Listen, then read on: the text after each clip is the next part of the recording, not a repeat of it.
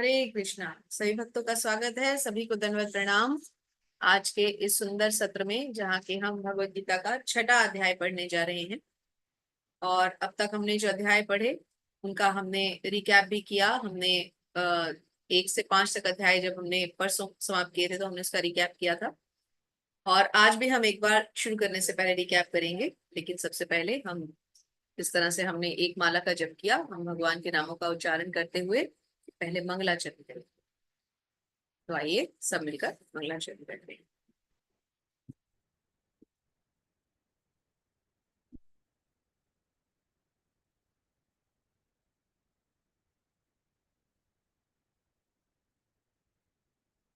ओम नमो भगवते वासुदेवाय। ओम नमो भगवते वासुदेवाय।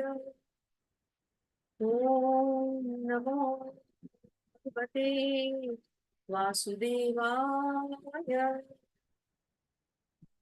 ओम अज्ञानतिमिरान्धस्य ज्ञानाञ्जनशलाकया चक्षुरुन्मिलितं येन तस्मै श्रीगुरुवे नमः।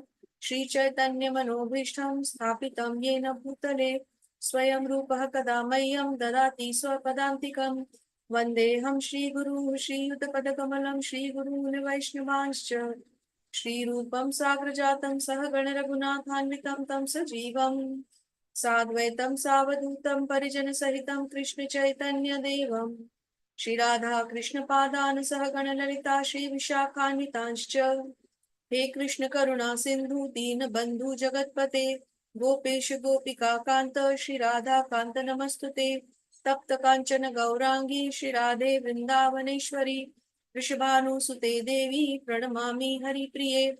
वाञ्छाकल्पतरुभ्यश्च कृपा सिन्धुभ्य एव च पतितानां पावनेभ्यो वैष्णवेभ्यो नमो नमः। जय श्री कृष्ण चैतन्य प्रभु नित्यानंद श्री अद्वैत गदाधर श्रीवासादि गौर भक्तवृंद। हरे कृष्णा कृष्ण कृष्ण हरे हरे हरे राम राम राम हरे हरे। ओम विष्णुपादाय कृष्ण पृष्ठाय भूतले श्रीमते भक्ति वेदांत स्वामिनीति नामिने नमस्ते सारस्वते देवे गौरवाणी प्रचारिणे निर्विशेष शून्यवादी पाश्चात्य देश तारिणे।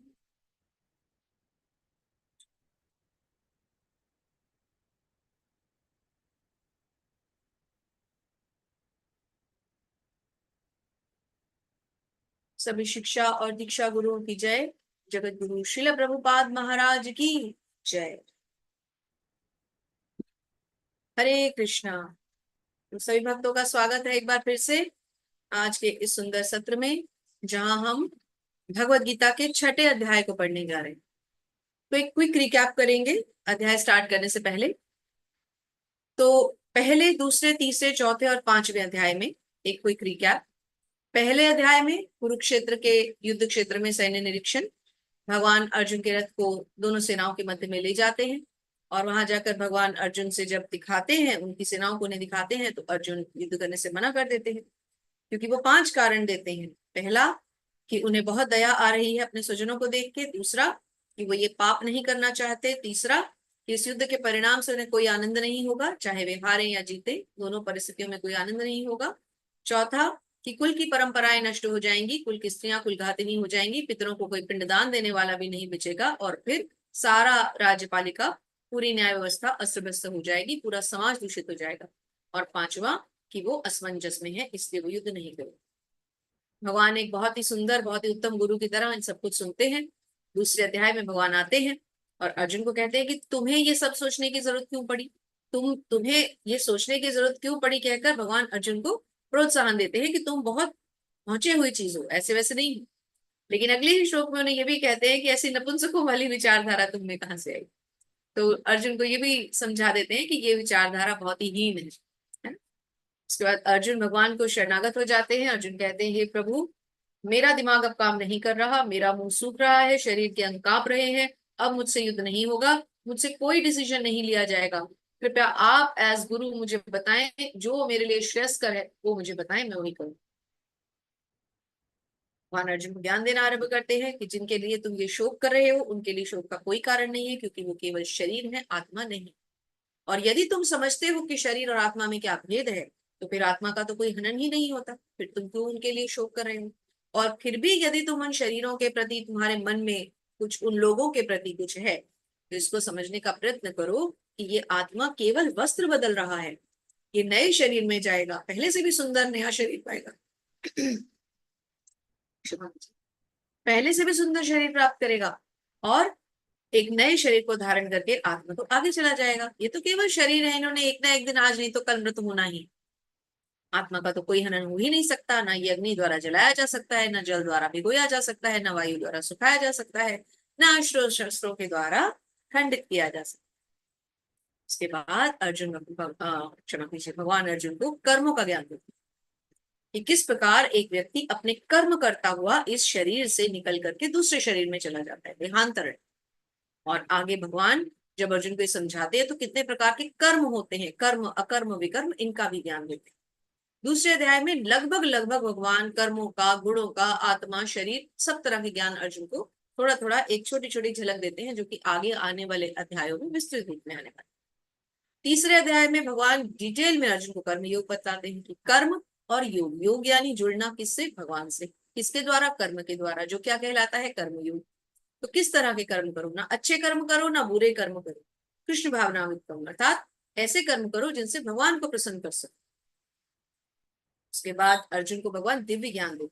चौथे अध्याय में भगवान समझाते हैं कि ये ज्ञान जो मैं तुम्हें दे रहा हूं, मैं आज तुम्हें नहीं दे रहा, इससे पहले मैंने सूर्य देव विवस्वान को भी दिया था, करोड़ों साल पहले। अर्जुन एकदम चकित हो जाते हैं कि मेरे रथ पे खड़े होकर आप ये बता रहे हैं कि आप 12 करोड़ साल पहले भी थे। अरे ये कैसे हो गया। अर्जुन फिर से असमंजस में आ जाते हैं, सर नहीं चकरा जाएगा ऐसी बातें सुनकर। अर्जुन बहुत विनम्रता के साथ पूछते हैं कि प्रभु आप उस समय में भी ज्ञान दे रहे थे और आज भी हैं। तो अर्जुन को भगवान धीरे धीरे करके इस अध्याय में और अगले अध्याय के माध्यम से समझाते हैं कि ऐसा नहीं है कि मेरा ये और तुम्हारा पहला ही जन्म है, मेरे और तुम्हारे अनेक जन्म हो चुके हैं, तुम्हें वो सब भूल गए हैं पर मुझे सब याद है। मैं और तुम शुरू से थे, आज भी हैं और हमेशा रहेंगे। इसलिए जिन शरीरों के लिए शोक कर रहे हो, शोक करना छोड़ दो। फिर पांचवें अध्याय में भगवान अर्जुन को कृष्ण भावनामृत कर्मों के बारे में समझाते हैं कि कौन से कर्म करने हैं जो हमें ईश्वर से जुड़े, अर्थात अपने सारे कर्म हम भगवान को सेंटर में रख के करें और उन सब कर्मों के जो फल हैं वो भगवान को अर्पित करते हैं। भगवान कहते हैं मैं हूं सब कर्मों का, सब फलों का भोक्ता, भोक्ता राम यज्ञ तपसाम सर्वलोक महेश्वर। कि मैं हूं सब समस्त देवी देवताओं का, यज्ञों का, तपस्या का, जीवों का स्वामी, पालक, सब कुछ मैं हूं। मुझे अर्पित करोगे तो सुख शांति प्राप्त करोगे, अन्यथा इस जन्म मृत्यु के चक्र में पड़कर फंसे ही रहो। तो अब हम इससे आगे चलते हैं अष्टांग योग पद्धति पे। आज हम सीखेंगे भगवान के द्वारा कि ये अष्टांग योग क्या है, कैसे ये ऋषि मुनि योग तपस्या के द्वारा भगवान को प्राप्त कर लिया करते थे। बहुत सुंदर अध्याय है और इससे हमें पुरानी सभ्यता का भी ज्ञान होगा कि उस समय के लोग इस सभ्यता में चलते हुए कैसे इन सब चीजों को प्राप्त करते थे, कैसे भगवान को अटेन करने की कोशिश करते थे। तो शुरुआत करते हैं अध्याय 6।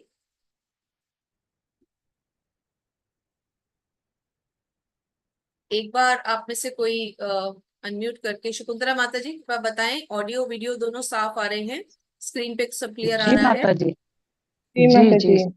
हरे कृष्ण।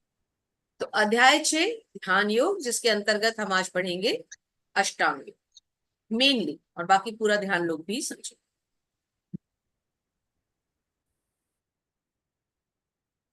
पहले श्लोक में भगवान आ रहे हैं तो दोनों भुजाएं उठा के भगवान का स्वागत करेंगे। हरे कृष्णा कृष्ण कृष्ण हरे हरे, हरे राम राम राम हरे। श्री भगवान उवाच अनाश्रितः कर्म फलम कार्यं कर्म करोति यः स सन्यासी च योगी च न निर्विघ्न चाक्रियः। भगवान क्या कहते हैं आइए समझते हैं अनुवाद के द्वारा। श्रील प्रभुपाद की जय। अनुवाद श्रील प्रभुपाद द्वारा। श्री भगवान ने कहा श्री भगवान ने कहा, जो पुरुष अपने कर्म फल के प्रति अनासक्त है, ध्यान से समझने लायक बात है, कर्म फल के प्रति अनासक्त है और अपने कर्तव्य का पालन करता है, वही सन्यासी और असली योगी है। वह नहीं जो न तो अग्नि जलाता है, न कर्म करता है आदि। तो कहने का अर्थ क्या हुआ कि सन्यासी या योगी वो नहीं है जो कोई कर्म ना करे, जो कर्मों से लिप्त ना हो, जो सब कार्यक्रम छोड़कर एक तरफ बैठ जाए और कहे मैंने सन्यास ले लिया, अब मैं कोई कर्म नहीं करूंगा। नहीं, सन्यासी वो है जो अपने कर्म फल से अनासक्त हो जाए। जो भी कर्म हम कर रहे हैं भगवान की प्रसन्नता के लिए करें, और उन सब कर्मों के फलों को हम भगवान को अर्पित कर दें, तभी हम अनासक्त होकर सन्यासी हो सकते हैं, ना कि कर्मों को छोड़। तात्पर्य पढ़ते हैं श्रील प्रभुपाद के द्वारा। श्रील प्रभुपाद की जय।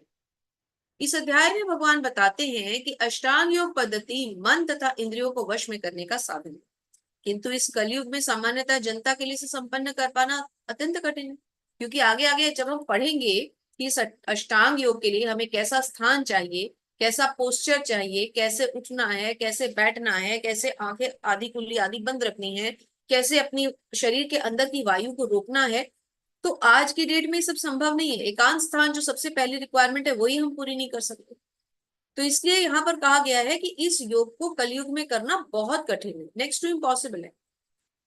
किंतु कृष्ण भावना भावित व्यक्ति को कभी भी आत्मतुष्टि की इच्छा नहीं रहती। उसका एकमात्र लक्ष्य तो कृष्ण को प्रसन्न करना रहता है। अतः वह पूर्ण सन्यासी या पूर्ण योगी होता है। त्याग के सर्वोच्च प्रतीक भगवान चैतन्य प्रार्थना करते हैं। ये हमारे शिक्षाष्टकम में से लिया गया है, जो चैतन्य महाप्रभु ने 8 श्लोक दिए हैं। बहुत सुंदर श्लोक। न धनम न जनम न सुंदरी कवितां वा जगदीश कामये मम जन्मनि जन्मनीश्वरे भवता भक्तिर्हेतुकी त्वयि। अर्थात, हे सर्वशक्तिमान प्रभु, मुझे ना तो धन संग्रह की कामना है, न सुंदर स्त्रियों के साथ रमण करने का अभिलाषी हूँ, न ही मुझे अनुयायियों की कामना है। मैं तो जन्म जन्मांतर तक आपकी प्रेम भक्ति की अहेतु की कृपा का ही अभिलाषी। हरि बोल। सुंदर प्रार्थना चैतन्य महाप्रभु के द्वारा भगवान के लिए। भगवान को कह रहे हैं कि मुझे किसी चीज की कामना नहीं है, कोई सुंदर स्त्री, कोई बहुत सारा धन, मुझे सब नहीं चाहिए। मुझे क्या चाहिए? आपकी भक्ति चाहिए। कलयुग का मनुष्य कहाँ ऐसी सुंदर प्रार्थना करता है। चलिए आगे चलते हैं दूसरे श्लोक से, अब एक एक करके। तो कृपा करके पिछले क्लास की तरह सब लोग हैंड रेस करें तो बहुत प्रसन्नता होती है। सभी थोड़ा थोड़ा पढ़ें। देखिए, जब आप समय निकाल कर आकर बैठ ही गए हैं तो फिर किस लिए हैंड रेस ना करके ना पढ़ना। जो भी आए हैं वो सब पढ़ें। क्या होगा, ज्यादा से ज्यादा थोड़ा सा उच्चारण गलत हो जाएगा, कोई बात नहीं, हिंदी के अनुवाद पढ़ लीजिए। हम भी कौन सा शुद्ध उच्चारण के साथ पढ़ पाते हैं, है ना। तो हैंड रेस करें और सब पढ़ेंगे तो मुझे बहुत प्रसन्नता होगी। तो शुरुआत करते हैं। शकुंतला माता जी आप श्लोक लीजिए, और फिर नेक्स्ट सुधीर प्रभु जी आप अनुवाद लेते जाइए। तो दो जन मिलके पढ़ते चले। जी माता हरे जी। कृष्ण। हरे कृष्ण माता जी। यम संन्यासा समीपे प्राहुर्योगं तं विद्धि पांडव न हि संन्यासस्तक संकल्पो योगी भवति कश्चन। हे पांडव पुत्र, जिसे संन्यास कहते हैं उसे ही तुम योग अर्थात परम ब्रह्म से युक्त जानो, क्योंकि इंद्रिय तृप्ति के लिए इच्छा को त्यागे बिना कोई कभी योगी नहीं हो सकता। हरे कृष्ण माता जी। हरे कृष्ण। तो जिसे लोग सन्यास कहते हैं उसे तुम योग जानो। अब आगे भगवान सन्यास और योग में अंतर भी बतलाएंगे कि सन्यास क्या है और योग क्या है। तो श्री प्रभुपाद द्वारा तात्पर्य में से थोड़ा सा पढ़ते हैं। श्री प्रभुपाद की जय। वास्तविक सन्यास योग या भक्ति का अर्थ है जीवात्मा अपनी स्वाभाविक स्थिति को जाने। अब बार बार एक शब्द आता है स्वाभाविक स्थिति। तो ये स्वाभाविक स्थिति क्या है कि मैं कृष्ण का दास हूं, इसके अलावा मेरी और कोई पहचान नहीं होनी चाहिए, मैं कृष्ण का दास हूं। यदि मनुष्य स्वार्थ का त्याग नहीं कर पाता तो ज्ञान योग व्यर्थ। जीवात्मा का मुख्य ध्येय तो समस्त प्रकार की आत्मवृत्ति को त्याग कर परमेश्वर की तुष्टि के लिए तैयार है। तो मनुष्य का क्या कर्तव्य है कि भगवान की तुष्टि के लिए तैयार है, अपनी तुष्टि अपनी संतुष्टि नहीं दे। तो माता जी आप कृपया केवल श्लोक पढ़ें और सुधीर प्रभु जी आप अनुवाद पढ़ें। हरे कृष्ण। जी जी माता जी। आरुरुक्षमुरर्योगं कर्म कारणमुच्यते योगारूढ़स्य तस्यैव क्षमा कारणमुच्यते। हरे अर्थात कृष्णा अष्टांग योग के माता जी। माता जी अनुवाद प्रभु जी पढ़ रहे हैं। माता जी हरे कृष्णा। जी जी जी जी। हरे कृष्णा। अष्टांग योग के नव साधक के लिए कर्म साधन कहलाता है और योग सिद्ध पुरुष के लिए समस्त भौतिक कार्यकलापों का परित्याग ही साधन कहा जाता है। हरे कृष्ण। हरे। अष्टांग योग के नव साधक के लिए, जो नया नया अष्टांग योग में आता है, उसके लिए कर्म को साधन कहा जाता है। और जब वही योग सिद्ध हो जाता है, जब वो ऊंची अवस्था पे चला जाता है, तो समस्त भौतिक कार्यकलापों का परित्याग साधन कहलाता है। देखिए दोनों में कितना अंतर आ गया। जब कोई नया नया योगी बनने के लिए जाता है, तो जो कर्म वो करता है उसको साधन कहा जाता है ना। इसीलिए कर्मों के द्वारा साधना की जाती है। और जब वही मनुष्य ऊपर की स्थिति पे आ जाता है, योग सिद्ध बन जाता है, तो भौतिक कार्यकलापों का परित्याग साधन कहलाता है। तो ये दोनों में अंतर है। तो इसका मतलब दोनों की स्थिति अलग अलग है, जब कोई नव जिज्ञासु हो या जब कोई आगे ज्ञान में बढ़ चढ़ जाए। तो यहाँ एक और बहुत सुंदर डेफिनेशन आ रही है, श्रील प्रभुपाद की जय। ज्ञान योग, ध्यान योग और भक्ति योग के बारे में बताते हुए बताते हैं, सीढ़ी के प्रारंभिक भाग को योगारूढ़ अवस्था और अंतिम भाग को योगारूढ़ कहा जाता है। जैसे हमने पढ़ा, पहली अवस्था जहां हम कर्म को साधन कहते हैं, तो वो क्या कहलाती है? वो अवस्था कहलाती है योगारूढ़। और वो अवस्था जो योग सिद्ध अवस्था है, जिसमें भौतिक कार्यकलापों के त्याग को साधन कहा जाता है, वो क्या कहलाती है? योगारूढ़। क्योंकि डेफिनेशन जरूर याद रखिएगा, इस पे आपको क्वेश्चन आएगा क्विज में भी और क्वेश्चन पेपर में भी। किंतु कृष्ण भावना भावित व्यक्ति प्रारंभ से ही ध्यान अवस्थित रहता है, क्योंकि वह निरंतर कृष्ण का चिंतन करता है, और इस प्रकार कृष्ण की सेवा में वह सतत व्यस्त रहने के कारण सभी भौतिक कार्यकलाप बंद किए हुए भी माने जाते हैं। उसके भौतिक कार्यकलाप तो अपने आप ही खत्म हो जाते हैं, क्योंकि वो जो भी करता है केवल कृष्ण के लिए करता है। कृष्ण भावना भावित व्यक्ति के सारे कर्म ऑलरेडी कृष्ण को अर्पित होते हैं, तो उसके भौतिक कार्यकलाप बंद ही मान के समझे। हरे कृष्ण माता जी। जी माता जी। हरे कृष्णा। यदा हि न इन्द्रियार्थेषु न कर्मसु अनुसज्जते सर्वकल्पम कल्प सन्यासी योगारूढस्तदोच्यते। हरे हरे कृष्णा। कृष्णा। जब कोई पुरुष समस्त भौतिक इच्छाओं का त्याग करके न तो इंद्रिय तृप्ति के लिए कार्य करता है और न सकाम कर्मों में प्रवृत्त होता है, तो वह योगारूढ़ कहलाता है। हरे कृष्ण। हरे कृष्ण। तो योगारूढ़ कौन सी अवस्था है? अंतिम अवस्था। मतलब जब मनुष्य बहुत एलिवेट हो चुका है, तो जब वह समस्त भौतिक इच्छाओं का त्याग कर देता है और इंद्रिय तृप्ति के लिए कोई कार्य नहीं करता, सकाम कर्मों के लिए कुछ नहीं करता, तो उस अवस्था को योगारूढ़ अवस्था कहा जाता है। तात्पर्य श्रील प्रभुपाद के द्वारा, श्रील प्रभुपाद की जय। जब मनुष्य भगवान की एक सेकंड जब मनुष्य भगवान की दिव्य प्रेम भक्ति में पूरी तरह लगा रहता है, तो वह अपने आप में प्रसन्न रहता है, और इस तरह वह इंद्रिय तृप्ति या सकाम कर्म में प्रवृत्त नहीं है। कृष्ण भावना भावित वाले लोग क्यों इतने खुश रहते हैं? लोग कहते हैं ना, अरे हरे कृष्णा वाले बहुत खुश रहते हैं। क्यों? क्योंकि वो अपने सारे कर्म केवल कृष्ण के लिए करते हैं, इसलिए वो अपने लिए कुछ करते ही नहीं, इसलिए प्रसन्न रहते हैं। हरे कृष्ण माता जी। हरे कृष्णा।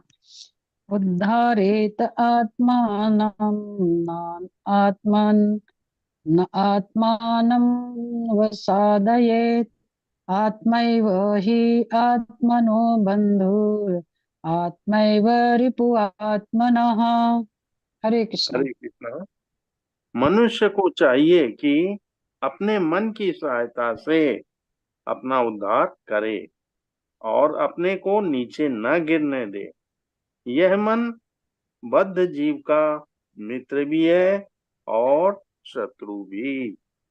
हरे हरि बोल। कितना इंपॉर्टेंट चीज भगवान बता रहे हैं कि यही मन मनुष्य का सबसे बड़ा मित्र भी है और शत्रु भी। अब इस मित्र को शत्रु से मित्र कैसे बनाए? क्योंकि मन अगर अपने वश में नहीं है, तो मन शत्रु भी है।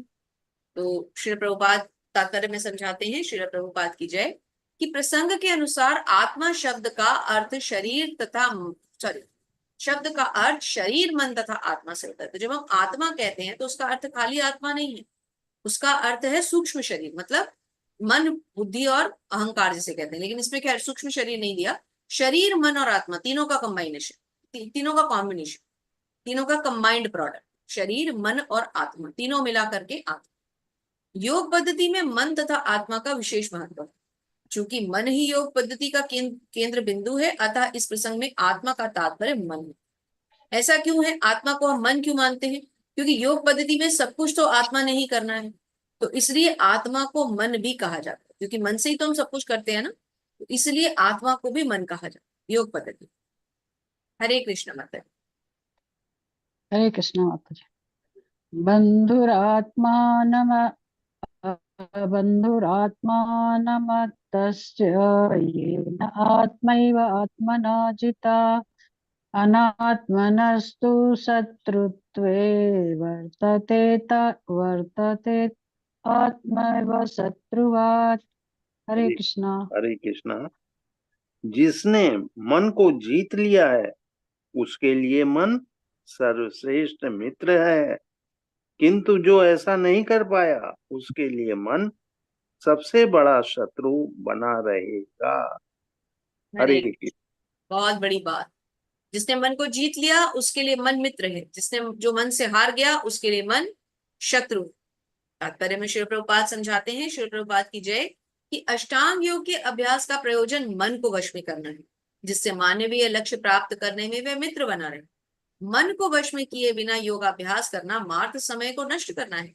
जो अपने मन को वश में नहीं कर सकता वह सतत अपने परम शत्रु के साथ निवास करे। का अर्थ क्या है कि यदि हम इस मन, जो कि एक शत्रु है, इधर उधर भाग रहा है उल्टी सीधी डायरेक्शंस में, अगर हम इसको काबू में नहीं करेंगे तो हमारा बहुत बड़ा शत्रु बन जाएगा और हम भक्ति में आगे नहीं बढ़ सकते।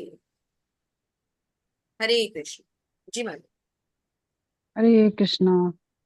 जित आत्मना शान्तस्य परमात्मा समाहितः शीतोष्ण सुख दुःखेषु तथा मान अपमानयोः। हरे हरे कृष्णा। कृष्णा। जिसने मन को जीत लिया है उसने पहले ही परमात्मा को प्राप्त कर लिया है, क्योंकि उसने शांति प्राप्त कर ली है। ऐसे पुरुष के लिए सुख दुख, सर्दी गर्मी एवं मान अपमान एक से हैं। हरे कृष्ण। हरे कृष्ण। बहुत ही सुंदर भगवान बता रहे हैं, अगर मन को जीत लो तो इसका मतलब परमात्मा की प्राप्ति हो जाती है, और ऐसे मनुष्य के लिए सुख दुख सर्दी गर्मी सब एक समान होते हैं। तो शकुंतला माता जी कृपा करके आप ये तात्पर्य भी पढ़िए। जी हरे कृष्ण। जी माता जी। श्रील प्रभुपाद जी की जय। तात्पर्य श्रील प्रभुपाद जी द्वारा। वस्तुतः प्रत्येक जीव उस श्री भगवान की आज्ञा का पालन करने के निमित्त आया है जो जन जन के हृदयों में परमात्मा रूप में स्थित है। जब मन बहिरंगी माया द्वारा विपथ कर दिया जाता है तब मनुष्य भौतिक कार्यकलापों में उलझ जाता है। अतः ज्यों ही मन किसी योग पद्धति द्वारा वश में आ जाता है त्यों ही मनुष्य को लक्ष्य पर पहुंचा हुआ मान लिया जाना चाहिए। मनुष्य को भगवद आज्ञा का पालन करना चाहिए। जब मनुष्य का मन परा प्रकृति में स्थिर हो जाता है तो जीवात्मा के समक्ष भगवत आज्ञा पालन करने के अतिरिक्त कोई विकल्प नहीं रह जाता। मन को किसी न किसी उच्च आदेश को मानकर। जी माता जी। हरे कृष्णा। पढ़ू माता जी आगे या रुकू? नहीं माता जी, पूरा पढ़ते हैं तात्पर्य।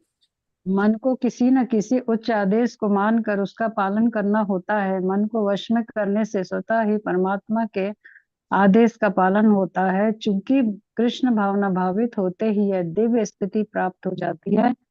अतः भगवत भक्त संसार के बंधुओं यथा सुख दुख गर्मी सर्दी गर्मी आदि से अप्रभावित रहता है। यह अवस्था व्यवहारिक समाधि या परमात्मा में तल्लीनता है। हरे कृष्ण माता जी। हरे कृष्ण। तो मन को वश में करने का क्या अर्थ है कि एक तरह से मनुष्य भगवत भक्ति में और आगे जा रहा है, क्योंकि जब मन वश में हो जाएगा, मन भगवान के अंदर लग जाएगा, तो फिर मनुष्य भौतिक कार्यकलाप से ऊपर उठ जाएगा। तो मन को वश में करना अर्थात मनुष्य का भगवत भक्ति में आगे बढ़ना। और लास्ट लाइन बहुत इंपॉर्टेंट है, फिर से पढ़ते हैं। क्योंकि कृष्ण भावना भावित होते ही यह दिव्य स्थिति प्राप्त हो जाती है, अतः भगवत भक्त संसार के द्वंद्वों यथा सुख दुख गर्मी सर्दी आदि से अप्रभावित रहता है।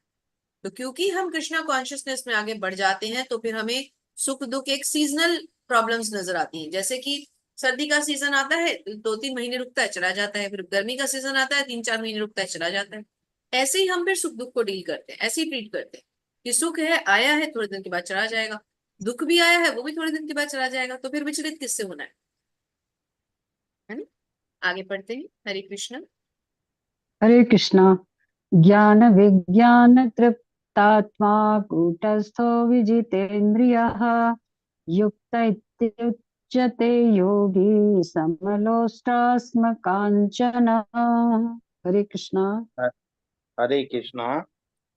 वह व्यक्ति आत्म साक्षात्कार को प्राप्त तथा योगी कहलाता है जो अपने अर्जित ज्ञान तथा अनुभूति से पूर्णतया संतुष्ट रहता है। ऐसा व्यक्ति अध्यात्म को प्राप्त तथा जितेंद्रिय कहलाता है। वह सभी वस्तुओं को, चाहे वे कंकड़ हों, पत्थर हों या कि सोना, एक समान देखता है। हरे कृष्ण। हरे कृष्ण। चाहे पत्थर हो चाहे सोना हो, एक समान दिखता है। चाहे ब्राह्मण हो, चाहे चांडाल हो, चाहे हाथी हो, चाहे गाय हो, चाहे कुत्ता हो, वो भी कृष्ण का अंश, मैं भी कृष्ण का अंश, एक समान, कोई अंतर नहीं है। लेकिन ये बहुत उच्च कोटि की अवस्था है, ये हम जैसे लोगों में आराम से नहीं आ सकती। तो इसीलिए कहा गया है कि वह व्यक्ति आत्म साक्षात्कार को प्राप्त और योगी कहलाता है। ऐसा व्यक्ति तो फिर योगी हो गया ना, जो कि हर एक में कृष्ण को देख रहा है, जिसको अपने मान अपमान की कोई चिंता नहीं है, जो लकड़ी पत्थर मिट्टी सोना सबको एक तरह देख रहा है, ये तो बहुत सिद्ध योगी हो गया। तो तात्पर्य में श्री प्रभुपाद समझाते हैं, श्री प्रभुपाद ने भक्ति रसामृत सिंधु, जो कि श्री रूप गोस्वामी जी का लिखा हुआ बहुत सुंदर ग्रंथ है, उसमें से कुछ पंक्तियां ली हैं, तो आपके समक्ष रखती हूँ। अतः श्री कृष्ण नाम आदि हवेद ग्राह मिंद्रिये सेवो उन्मुखे ही जिह्वादौ स्वयमेव सुरतत। अर्थात कोई भी व्यक्ति अपनी दूषित इंद्रियों के द्वारा श्री कृष्ण के नाम रूप गुण लीला आदि के दिव्य प्रकृति को नहीं समझ सकते। दूषित इंद्रियों से हम नहीं समझ सकते। हमारी इंद्रियां कैसी, हमारी इंद्रियां दूषित, क्योंकि हम कलमश युक्त लोग हैं। अगर हम इन इंद्रियों के तरह के द्वारा चाहें तो हम श्री कृष्ण को नहीं समझ सकते। तो पहले हमें अपनी इंद्रियों को दिव्य बनाना होगा। वो हम कैसे बना सकते हैं? भगवत भक्ति में लगे। जितना जितना भगवान की सेवा करेंगे, जितना जितना उनके साथ हमारा प्रेम बढ़ेगा, उतनी उतनी हमारी इंद्रियां शुद्ध होती जाएंगी। यह भगवत गीता कृष्ण भावनामृत का विज्ञान है। मात्र संसारी विद्वता से कोई कृष्ण भावनामृत नहीं हो सकता। उसे विशुद्ध चेतना वाले सानिध्य प्राप्त होने का सौभाग्य मिलना चाहिए। क्या मतलब है? भक्तों का संग मिलना बहुत जरूरी है। जब तक भक्तों का संग नहीं मिलेगा तब तक मनुष्य प्रगति नहीं कर सकता भक्ति में। आप खुद ही देखिए, जब कोविड टाइम में work from home culture I तो एक बार सब कितने ज्यादा परेशान हो गए ना, क्योंकि काम वही बैठकर होता है जहां ऑफिस में सब लोग एक साथ बैठे हों, सब अपना अपना काम कर रहे हैं। बच्चा स्कूल में जाके ज्यादा पढ़ता है। अगर हम उनको प्राइवेटली होम ट्यूशन करवा दें और स्कूल छुड़वा दें तो बच्चे की वैसी ग्रोथ नहीं होगी। हर एक को एक माहौल चाहिए। इसी तरह भक्ति के लिए भक्ति का माहौल कौन देते हैं? भक्त देते हैं। तो भक्तों का संग मनुष्य के लिए भक्ति में प्रगति करने के लिए बहुत आवश्यक। हरे कृष्ण माता जी। हरे कृष्ण माता जी। सुहृत मित्र मित्र अर मित्रायुदासीनं मध्यस्थ द्वेष दोष्य बंधुषु साधुष्वपि च पापेषु समबुद्धिर्विशिष्यते। हरे कृष्ण माता जी। हरे कृष्णा। जब मनुष्य निष्कपट हितैषियों, प्रिय मित्रों, तटस्थों, मध्यस्थों, ईर्ष्यालुओं, शत्रुओं तथा मित्रों, पुण्यात्माओं एवं पापियों को समान भाव से देखता है तो वह और भी उन्नत माना जाता है। हरे हरे कृष्ण। कृष्ण। तो जब मनुष्य अपने हितैषियों को और अपने साथ बुरा करने वालों को, अपने प्रियों को और अपने दुश्मनों को, अपने जो हमसे बहुत हमारे क्लोज हमारे फ्रेंड्स हैं और जो हमारे शत्रु हैं, उन सबको जब, और जो पुण्य लोग आत्माएं हैं और जो पापी आत्माएं हैं, जब इन सबको वो एक समान देखता है तो ये मान लेना चाहिए कि मनुष्य बहुत ज्यादा उन्नत हो चुका है, उसका लेवल बहुत ऊपर हो गया है। हरे कृष्ण। हरे कृष्णा। योगी युज्येत सततम् आत्मानं रहसि स्थितः एकाकीयत चित्तात्मा निराशीर परिग्रहः। हरे हरे कृष्णा। कृष्णा। योगी को चाहिए कि वह सदैव अपने शरीर, मन तथा आत्मा को परमेश्वर में लगाए, एकांत स्थान में रहे और बड़ी सावधानी के साथ अपने मन को वश में रख करे। उसे समस्त आकांक्षाओं तथा संग्रह भाव की इच्छाओं से मुक्त होना चाहिए। हरे। योगी के क्या क्या लक्षण बताए गए हैं? अपने शरीर, मन और आत्मा को भगवान में लगाए, पहली बात। दूसरी बात, एकांत स्थान में रहे। ज्यादा भीड़ भड़के में रहने का शौक योगी की जिसकी प्रवृत्ति होगी उसमें नहीं होगा। सावधानी के साथ अपने मन को वश में करे, सबसे इंपॉर्टेंट, मन और इंद्रियों को संयम में करना, कंट्रोल में करना। और समस्त आकांक्षाओं और संग्रह भाव से, संग्रह भाव क्या मतलब? हमें ज्यादा चीजों का संग्रह करना, ये भी मेरा है, वो भी मेरा है, मैं इसके लिए जोड़ लूं, मैं उसके लिए जोड़ लूं, मैं ये भी रख लूं, ये फ्यूचर के लिए रख लूं, ये प्रेजेंट के लिए कर लूं। नहीं, संग्रह भाव नहीं। जो है बस ठीक है, उतना काफी है, सेटिस्फैक्शन है, और ज्यादा आगे जोड़ने की कोई आवश्यकता नहीं, भगवान देखेंगे। तो श्रील प्रभुपाद कहते हैं, श्रील प्रभुपाद की जय, कि कृष्ण की अनुभूति ब्रह्म परमात्मा तथा श्री भगवान के विभिन्न रूपों में होती है। संक्षेप में कृष्ण भावनामृत का अर्थ है, इसे ध्यान से समझ ले, भगवान की दिव्य प्रेम भक्ति में निरंतर प्रवृत्त है। तो कृष्ण भावनामृत क्या है? भगवान की सेवा कर, भगवान की प्रेममयी भक्ति में रहना। भक्ति क्या है? प्रेममयी सेवा। किंतु जो लोग निराकार ब्रह्म अथवा अंतर्यामी परमात्मा के प्रति आसक्त होते हैं, वे भी आंशिक रूप से कृष्ण भावनामृत हैं, क्योंकि निराकार ब्रह्म कृष्ण की आध्यात्मिक किरण है और परमात्मा कृष्ण का सर्वव्यापी आंशिक विस्तार होता है। इस प्रकार निर्विशेषवादी तथा ध्यान योगी भी अपरोक्ष रूप से कृष्ण भावना भावित होते हैं। प्रत्यक्ष कृष्ण भावनामृत व्यक्ति सर्वोच्च योगी होता है, क्योंकि ऐसा भक्त जानता है कि ब्रह्म तथा परमात्मा क्या है। तो हम जो ये अलग अलग टर्मिनोलॉजीज पढ़ते हैं, निर्विशेषवादी जो ब्रह्म में लीन होना चाहते हैं, ज्ञान योगी, ध्यान योगी, ये जो हम पढ़ते हैं ये भी सब कृष्ण भावना भावित होंगे, क्योंकि ये सब भगवान को जानने की अनुभूति के अलग अलग चरण हैं, और ये सब भी कृष्ण के ही उपासक है इन अ वे। क्योंकि जिसको ये ब्रह्म ज्योति, जिसको ये मान रहे हैं, जिसमें ये लीन होना चाहते हैं, वो क्या है? वो भगवान के शरीर की कांति ही तो है, उनके शरीर का तेज है वो, जिसमें ये लीन होना चाहते हैं। इसलिए निर्विशेषवादी भी इन अ वे कृष्णा कॉन्शियस ही है।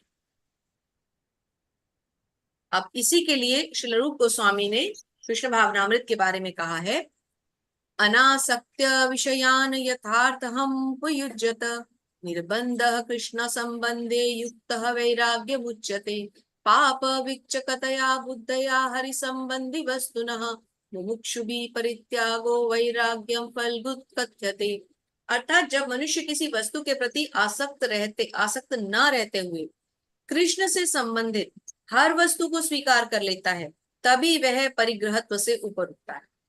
दूसरी ओर जो व्यक्ति कृष्ण से संबंधित वस्तु को बिना जाने त्याग देता है, उसका वैराग्य पूर्ण नहीं। ये बहुत इंपॉर्टेंट है, इस पे क्वेश्चन भी आता है, ये मुक्त वैराग, युक्त वैराग क्या है?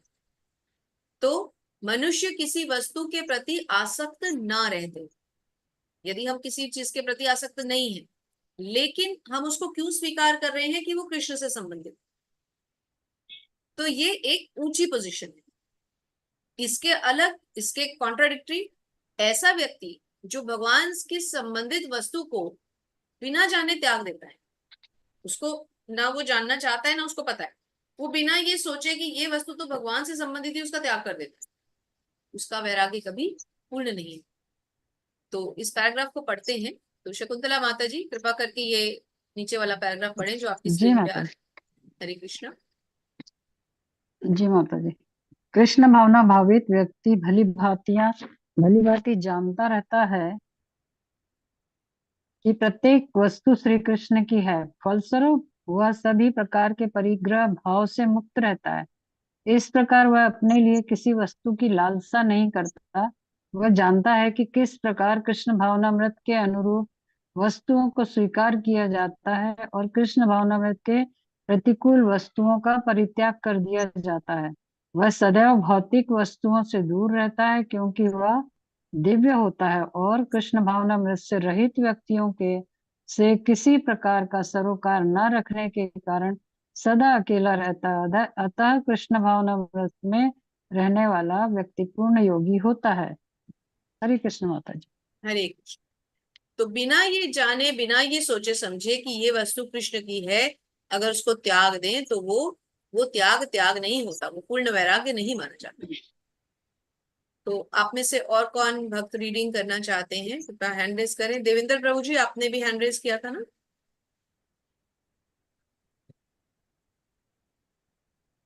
जो लोग पढ़ना चाहते हैं हैंड रेज करें। ओके। जलेंद्र प्रताप सिंह प्रभु जी, तो प्रभु जी अनुवाद पढ़ते हैं, तो माता जी आप कंटिन्यू रखें श्लोक पढ़ना। जी हरे कृष्ण। जी।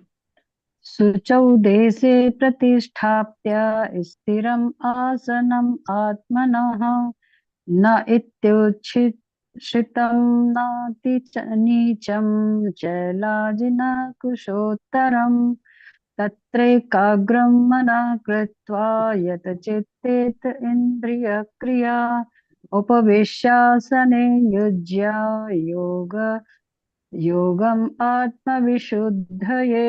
हरे कृष्णा।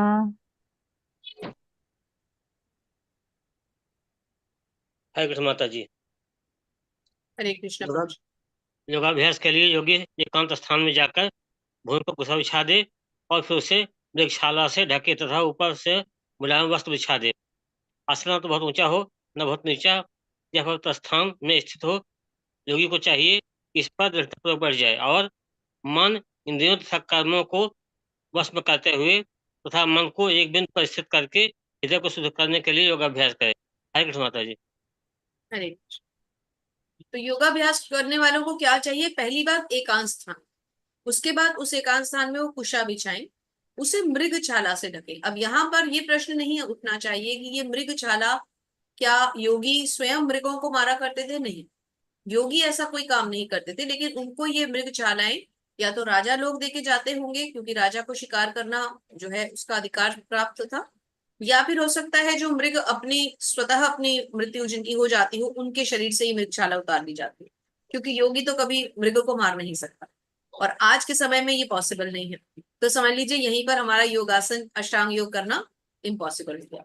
आसन ना बहुत ऊंचा हो ना बहुत नीचा, स्थान पवित्र हो। पवित्र स्थान तो आज के युग में है ही नहीं।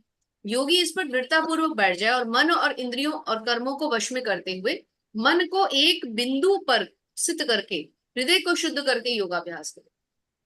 तो ये वो विधि है जिसके द्वारा ये अष्टांग योग संपूर्ण होगा। आगे आगे हम देखेंगे किस तरह से अपने मन को कैसे योगी लोग जो है वो अपने वश में लेते हैं। तो एक बहुत सुंदर श्लोक यहाँ पर आ रहा है, जिसका मन विचलित है और जो आत्म संयमी नहीं है वह ध्यान का अभ्यास नहीं कर सकता। अतः बृहद नारदीय पुराण में कहा गया है कि कलयुग यानी वर्तमान युग में जो लोग अल्पजीवी हैं, आत्म साक्षात्कार में मंद है और चिंताओं में व्यग्र है, भगवत भक्ति का सर्वश्रेष्ठ माध्यम है भगवान के पवित्र नाम का जप या कीर्तन। तो इसी के बारे में ये श्लोक है, हरेर नाम हरेर नाम कैवलम कलह नास्त्यव नास्त्यव नास्त्यव गतिरन्यथा। अर्थात कलह के इस दंभ युग में मोक्ष का एकमात्र साधन भगवान के पवित्र नाम का कीर्तन है। कोई दूसरा मार्ग नहीं है, कोई दूसरा मार्ग नहीं है, कोई दूसरा मार्ग नहीं। कलौ नास्त्येव नास्त्येव नास्त्येव गतिरन्यथा, कोई दूसरा मार्ग नहीं है, कोई मार्ग नहीं है, कोई मार्ग। तो अब हम अष्टांग योग और ये योग और वो योग छोड़ के हरे कृष्ण महामंत्र के जप में लग जाए, क्योंकि वही एकमात्र मार्ग है मुक्ति का, मोक्ष। हरे कृष्ण माता जी। हरे कृष्णा।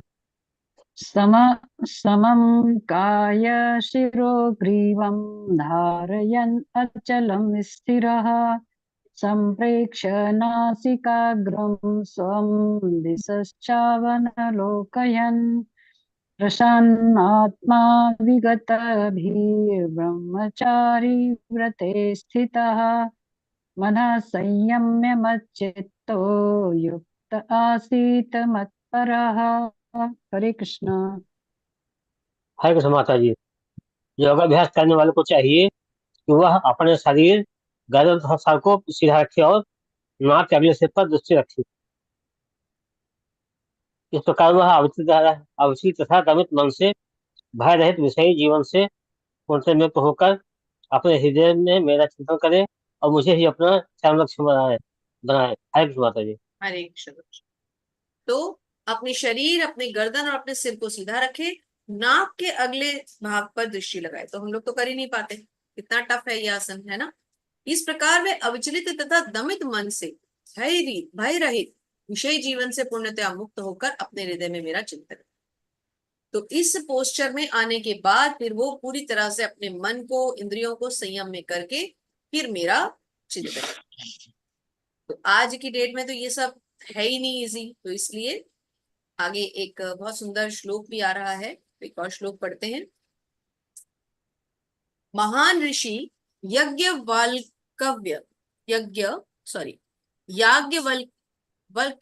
याज्ञवल्क्य ने ब्रह्मचर्य के नियमों के बारे में बताते हुए कहा है, कर्मणा मनसा वाचा सर्वावस्थासु सर्वदा सर्वत्र मैथुन त्यागो ब्रह्मचर्यं प्रचक्षते।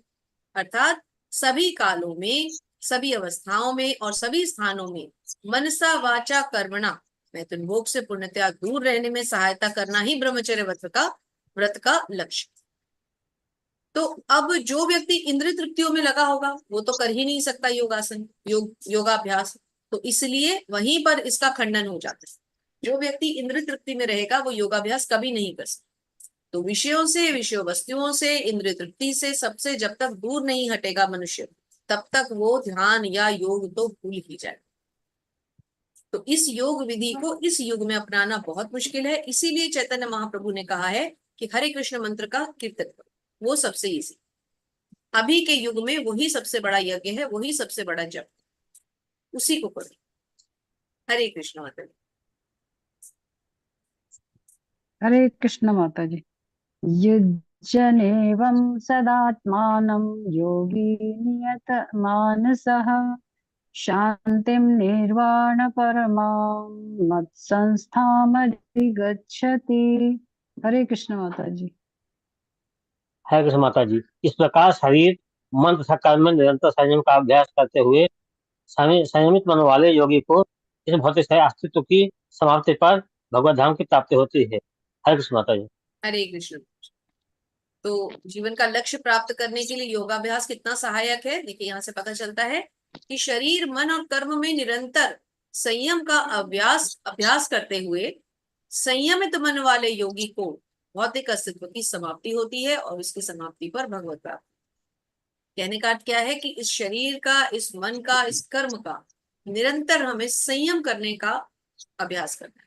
ये शरीर, ये मन और ये कर्म हमारे संयमित रहे, हमारे कंट्रोल में रहे, तभी हमें भगवत भक्ति प्राप्त हो सकती है, अदरवाइज नहीं हो सकती। तात्पर्य में श्रील प्रभुपाद समझा रहे हैं, श्रील प्रभुपाद की जय। अब योगाभ्यास के चरम लक्ष्य का स्पष्टीकरण किया जा रहा है। योगाभ्यास करने का उद्देश्य क्या है? योगाभ्यास किसी भौतिक सुविधा की प्राप्ति के लिए नहीं किया जाता। इसका उद्देश्य तो भौतिक संसार से विरक्ति प्राप्त करना है। जो कोई इनके द्वारा स्वास्थ्य लाभ चाहता है या भौतिक सिद्धि प्राप्त करने का इच्छुक होता है, वह भगवत गीता के अनुसार योगी नहीं है। न ही भौतिक अस्तित्व की समाप्ति का अर्थ शून्य में प्रवेश है, क्योंकि यह कपोल कल्पना है। भगवान की सृष्टि में यह भी शून्य है। उल्टे भौतिक अस्तित्व की समाप्ति में से मनुष्य भगवत धाम में प्रवेश करता है। भगवत गीता में भगवत धाम का भी स्पष्टीकरण किया गया है। यह वो स्थान है जहां न सूर्य की आवश्यकता है, न चंद्रमा की, और न ही बिजली की। आध्यात्मिक राज्य के सारे लोग उसी प्रकार से स्वतः प्रकाशित है जिस प्रकार सूर्य द्वारा भौतिक आकाश। वैसे तो भगवत धाम सर्वत्र है, किंतु चिन्मय व्योम तथा उसके लोकों को ही परम धाम कहा जाता है। तो बिल्कुल क्लियर कर दिया गया है कि ये जो योगाभ्यास है, इसका एंड रिजल्ट कोई शून्य में जाना नहीं है, ना ही ये किसी तरह के फिजिकल हेल्थ डिजीजेस को ठीक करने वाला योग है, जो आजकल हम योग और योगा में कंफ्यूजन करते हैं। ये योग है क्लियर कट, केवल भगवान से जुड़ा। तो जो योग हमें भगवान से ना जोड़े, वो योग हमारे लिए योग साधना नहीं हो सकती। हरे कृष्ण माता। हरे कृष्ण। सॉरी। न अति अस्नतस् अस्नत अस्नतस्तु योगोऽस्ति न चैकान्तमनस्त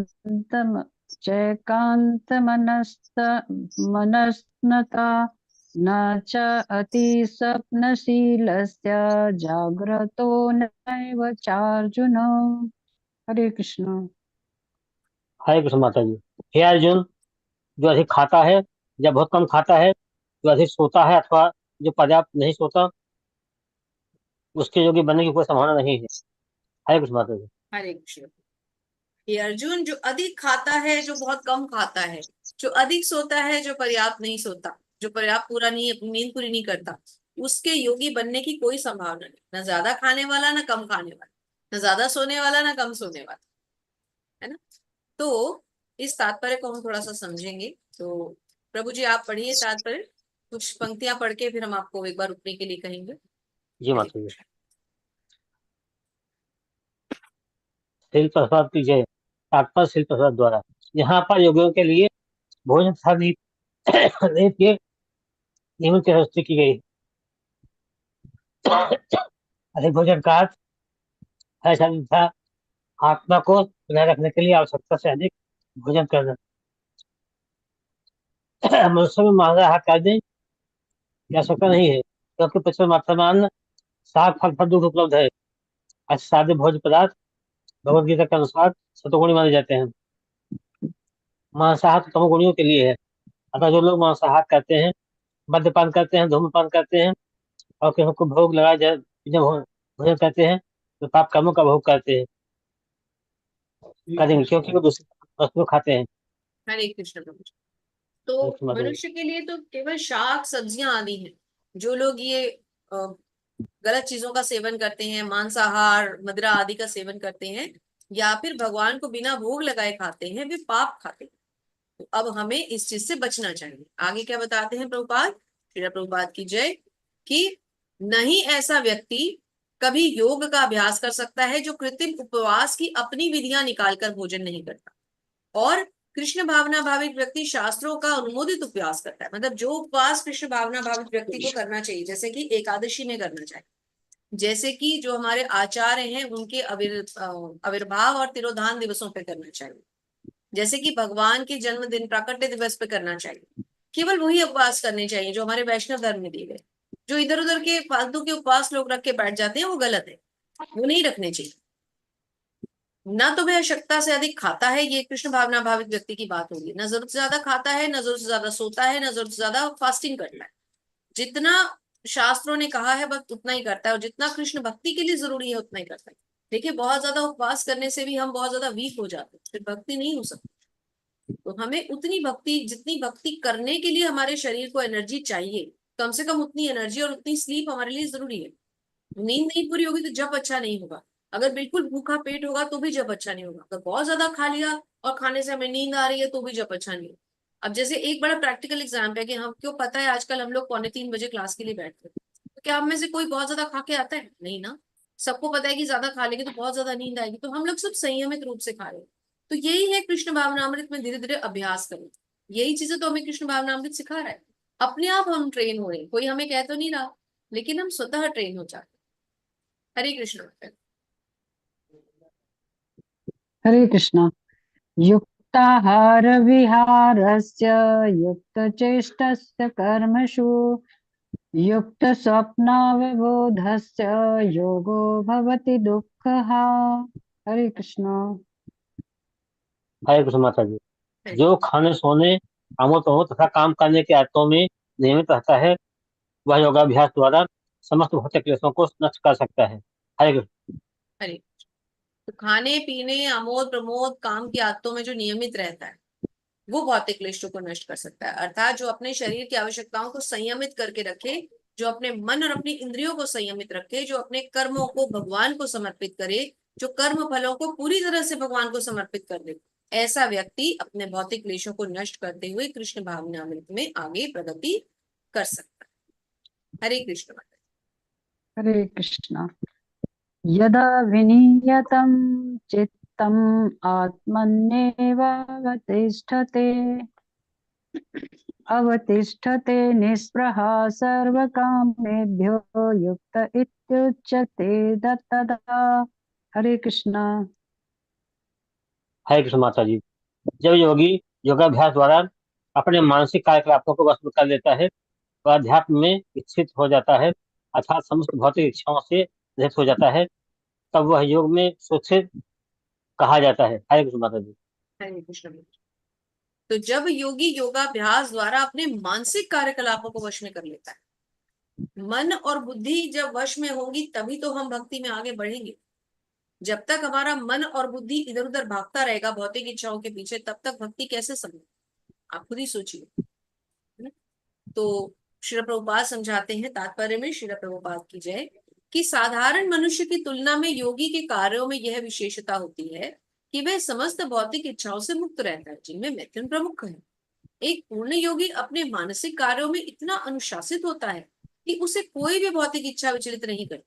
यह सिद्ध अवस्था कृष्ण भावना भावित व्यक्तियों के द्वारा स्वतः प्राप्त हो जाती है। तो जब कोई व्यक्ति कृष्ण भावनामृत में आगे बढ़ता है तो ये भौतिक इच्छाएं, इंद्रिय तृप्ति की इच्छा, ये सब अपने आप कम हो जाती है। योगी अपने आप इनको छोड़ के धीरे धीरे आगे बढ़ता है ना?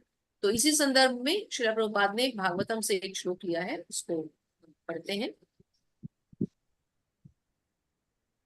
एक मिनट, मैं थोड़ा सा बड़ा कर रही हूँ, मुझे भी एक्चुअली इसमें क्या है कि जो संस्कृत के श्लोक है ना वो इटैलिक्स उसमें मतलब ये थोड़ा सा वैसे लिखे हुए हैं इटैलिक्स ना, जैसे लेफ्ट लेफ्ट करके जो क्रॉस क्रॉस लिखते हैं, उसकी वजह से ना वो स्क्रीन पे बहुत छोटे नजर आते हैं, तो मुझे भी पढ़ने में बड़ी पढ़ूं क्या कठिनाई। माता जी?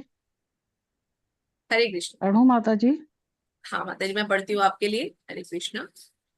जी स वै जी। मनः कृष्णापदारविन्द्योर्वचांसि वैकुण्ठ गुणानुवर्णवे वर्णने करौ हरेर्मन्दिरमाजनादिषु श्रुतिं च कराच्युत सत्कथोदये मुकुन्दलिङ्गालय दर्शने दृशौ तद्भक्त्यागत्रस्पर्शे असङ्गमम् घ्राणं च तत्पदा पादसरोजरौ सौरभे श्रीमत्तुलस्या रसनां तदार्पिते पादौ हरेः क्षेत्रपादुन सर्पणे शिरो ऋषिकेश पदाभिवन्दने कामं च दास्ये च तु काम काम्यया यथोत्तम श्लोक जनाश्रया हरति।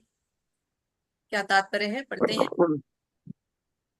राजा अम्बरीश ने सर्वप्रथम अपने मन को भगवान के चरण कमलों पर स्थिर कर दिया, फिर क्रमशः अपनी वाणी को श्री कृष्ण के गुणानुवाद में लगा दिया। बहुत ध्यान से समझने की बात है कि भगवान के भक्ति में अम्बरीश महाराज को इतना आगे क्यों माना जाता है। देखिए किस प्रकार उन्होंने अपनी सारी इंद्रियों को भगवान की सेवा में लगाया हुआ, वाणी को भगवान के गुणान्वित में, गुणों के गुणगान में लगा दिया, हाथों को मंदिर को स्वच्छ करने में लगा दिया, कानों को भगवान के कार्यकलापों को सुनने में लगा दिया, आंखों को भगवान के दर्शन में लगा दिया, शरीर को अन्य भक्तों के शरीरों के स्पर्श करने में लगा दिया, घ्राणेन्द्रिय को भगवान पर चढ़ाए गए कमल पुष्पों की सुगंध सूंघने में लगा दिया, नाक से पुष्पों की सुगंध सूंघना, जिभा को भगवान के चरण कमलों में चलाए गए तुलसी पत्रों का स्वादन करने के लिए, पावों को तीर्थ यात्रा करने के लिए और भगवान के मंदिर तक जाने के लिए, और सर को भगवान को प्रणाम करने तथा अपनी इच्छाओं को भगवान की इच्छा पूरी करने में लगा दिया। ये सारे दिव्य कार्य शुद्ध भक्त के सर्वथा अनुकूल। तो इस प्रसंग को आप बिल्कुल 100% फॉलो करें कि किस तरह से अम्बरीश महाराज जी, हमें बिल्कुल याद होना चाहिए अच्छी तरह से किस प्रकार अम्बरीश महाराज ने अपनी सारी इंद्रियां भगवान की सेवा में लगाई, और इसलिए हमें अम्बरीश महाराज को पूरी तरह से फॉलो करना चाहिए। हरे कृष्ण माता। हरे कृष्णा। यथा दीपो निवातस्थो निगते सोपमा स्मृता योगिनो यत चित्तस्य युज्यतो योगमात्मनः। हरे कृष्णा। हरे कृष्ण। हरे कृष्ण माता जी। जिस प्रकार वह स्थान में दीपक जलता तो नहीं है, उसी तरह जिस योगी का मन वश में होता है वह तत्व के ध्यान में सदैव स्थिर रहता है। हरे कृष्ण माता जी। हरे कृष्ण। तो जब दीपक को हम अगर किसी ऐसे स्थान पे रख दे जहाँ वायु नहीं होगी तो वो इधर उधर नहीं हिलेगा ना, इसी तरह से जब मन भगवान में केंद्रित होता है तो मन भी फिर विचलित नहीं होता। हरे कृष्ण माता जी। हरे कृष्णा। यत्रो परमते चित्तं निरुद्धं योग सेवया यत्र चैवात्मनात्मानं पश्यन्नात्मनि तुष्यति सुखम् आत्यान्तिकं यत् बुद्धिग्राह्यम् इतीन्द्रियम् वेत्ति यत्र न च वायं स्थितश्चलित चलति तत्त्वतः यं लब्ध्वा च अपरं लाभं मन्यते न अधिकं ततः यस्मिन् स्थितो न दुःखेन गुरुणा नापि विचाल्यते तं विद्या दुःख संयोग वियोगं योग संहितम। हरे कृष्ण। हरे कृष्ण प्रभु जी। बस इस के ऊपर अच्छा जी बस। हरे कृष्ण माता जी। सिद्ध की अवस्था में जिसे समाधि कहते हैं, मनुष्य का मन योगाभ्यास के द्वारा भौतिक मानसिक क्रियाओं से पूर्णतया संयमित हो जाता है। इस सिद्धि की विशेषता यह है कि मनुष्य शुद्ध मन से अपने को देख सकता है और अपने आप में आनंद उठा सकता है। उस आनंदमय स्थिति में वह दिव्य इंद्रियों तथा द्वारा आसीन दिव्य सुख में स्थिर रहता है। इस प्रकार स्थापित मनुष्य कभी सत्य में से विवश नहीं हो पाता और इस और सुख की प्राप्ति हो जाने पर वह बड़ा कोई दूसरा लाभ नहीं मानता। ऐसी स्थिति को पाकर मनुष्य बड़ी से बड़ी कठिनाई में भी विचलित नहीं होता। यह निसंदेह भौतिक संसर्ग से उत्पन्न होने वाले समस्त दुखों से वास्तविक मुक्ति है। है कृष्ण माता जी। हरे कृष्ण। तो समाधि की अवस्था के बारे में बताया जा रहा है। समाधि की अवस्था क्या है? मनुष्य का मन योगाभ्यास के द्वारा भौतिक मानसिक क्रियाओं से पूर्णतः संयमित हो जाता है। और इस सिद्धि की विशेषता क्या है कि शुद्ध मन से अपने आप को देख पाता है, मतलब अपने अंदर ही अपने आनंद को अनुभव करता है। ऐसे मनुष्य को बाहरी आनंद की कोई आवश्यकता नहीं होती। उसको अपने अंदर ही जो सब सुख दुख है वो उसको अपने अंदर ही नजर आते हैं, क्योंकि वो सब कुछ तो भगवान के लिए कर रहा होता है। उसकी ना कोई इच्छा है, ना कोई भौतिक संताप उसको परेशान कर सकते हैं, ना भौतिक क्लेश उसको छू सकते हैं। तो फिर वो आनंद में ही तो रहेगा, कष्टों से तो वो दूर हो गया, है ना। तो ऐसा योगाभ्यास जो मनुष्य को इस अवस्था तक पहुंचा दे, समाधि तक पहुंचा दे, ऐसा योगाभ्यास हमारे पुराने ऋषि मुनि किया करते। लेकिन आज के युग में क्योंकि ये पॉसिबल नहीं है, तो इसलिए हमें संकीर्तन यज्ञ की संस्तुति करके दी गई कि हम लोग जितना हो सकता है हरे कृष्ण महामंत्र का जप करें। ये सब करने और हरे कृष्ण महामंत्र का जप करने में कोई बहुत ज्यादा अंतर नहीं है। जो नियमित रूप से संख्याबद्ध हरे कृष्ण महामंत्र का जप करते हैं, समझ लीजिए वो ये सारी योग साधना करते हैं। जैसे कि श्री प्रभुपाद ने हमें रोज 16 राउंड जपने के लिए कहा है। तो जो लोग अपने एकाग्रचित्त होकर 16 माला का जप करते हैं, समझ लीजिए वो इस अष्टांग योग के बराबर है और शायद इससे भी ऊंचा है। क्योंकि भक्ति करने का सबसे सरल और सबसे सटीक उपाय हरे कृष्ण महामंत्र का जप। देखिए थोड़ा सा समझते हैं यहाँ पर। तो माता जी आप ये पैराग्राफ कृपा करके पढ़ें। हरे जी कृष्ण। जी माता जी। हरे कृष्णा। तात्पर्य श्रील प्रभुपाद जी के द्वारा। श्रील प्रभुपाद जी की जय। जब तक यह शरीर रहता है तब तक मनुष्य शरीर की आवश्यकताएं आहार निद्रा भय तथा मैथुन को पूरा करना होता है। किंतु किंतु को को व्यक्ति क्या लिखा माता जी है? हाँ कुछ मिसप्रिंट है, किंतु को व्यक्ति को करके कुछ लिखा है। हाँ व्यक्ति जी कोई बात नहीं, आप किंतु शुद्ध भक्ति योग में अथवा कृष्ण भावनामृत में यहाँ से आगे ले लीजिए। किंतु जो व्यक्ति शुद्ध भक्ति योग में अथवा कृष्ण भावनामृत में स्थित होता है वह शरीर की आवश्यकताओं की पूर्ति करते समय इंद्रियों को उत्तेजित नहीं करता। प्रत्युत वह घाटे के सौदे का सर्वोत्तम उपयोग करके जीवन की न्यूनतम आवश्यकताओं को स्वीकार करता है और भोगता है। वह दुर्घटनाओं रोगों अभावों और यहाँ तक कि अपने प्रियजनों की मृत्यु जैसी आपातकालीन घटनाओं के प्रति भी निरपेक्ष रहता है। किंतु कृष्ण भावनामृत या भक्ति योग संबंधी अपने कर्मों को पूरा करने में वह सदैव सचेष्ट रहता है।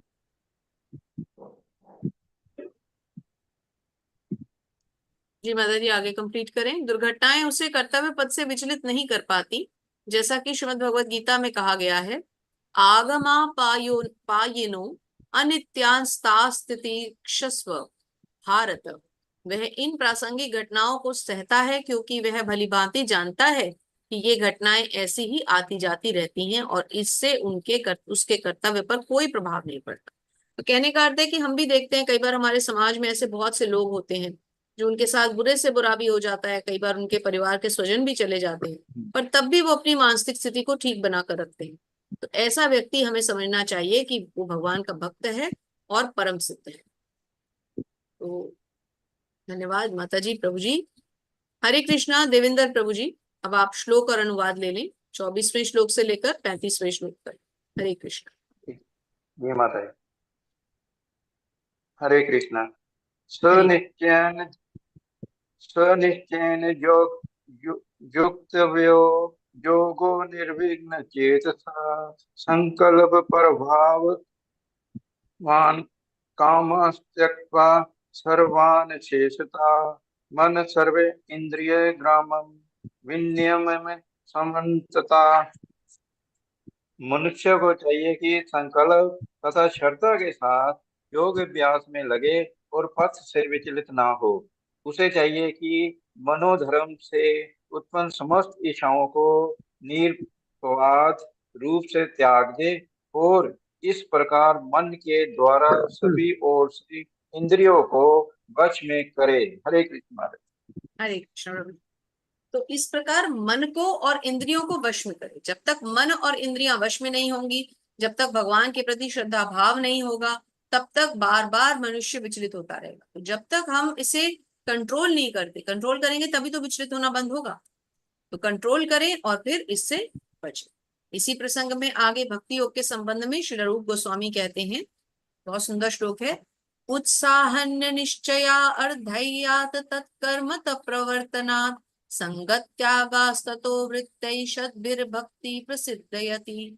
अर्थात मनुष्य पूर्ण हार्दिक उत्साह, धैर्य तथा संकल्प के साथ भक्ति योग का पूर्ण रूपेण पालन, भक्त के साथ रहकर निर्धारित कर्मों के करने और सत्य कार्यों में पूर्णतया लगे रहने से कर सकता है।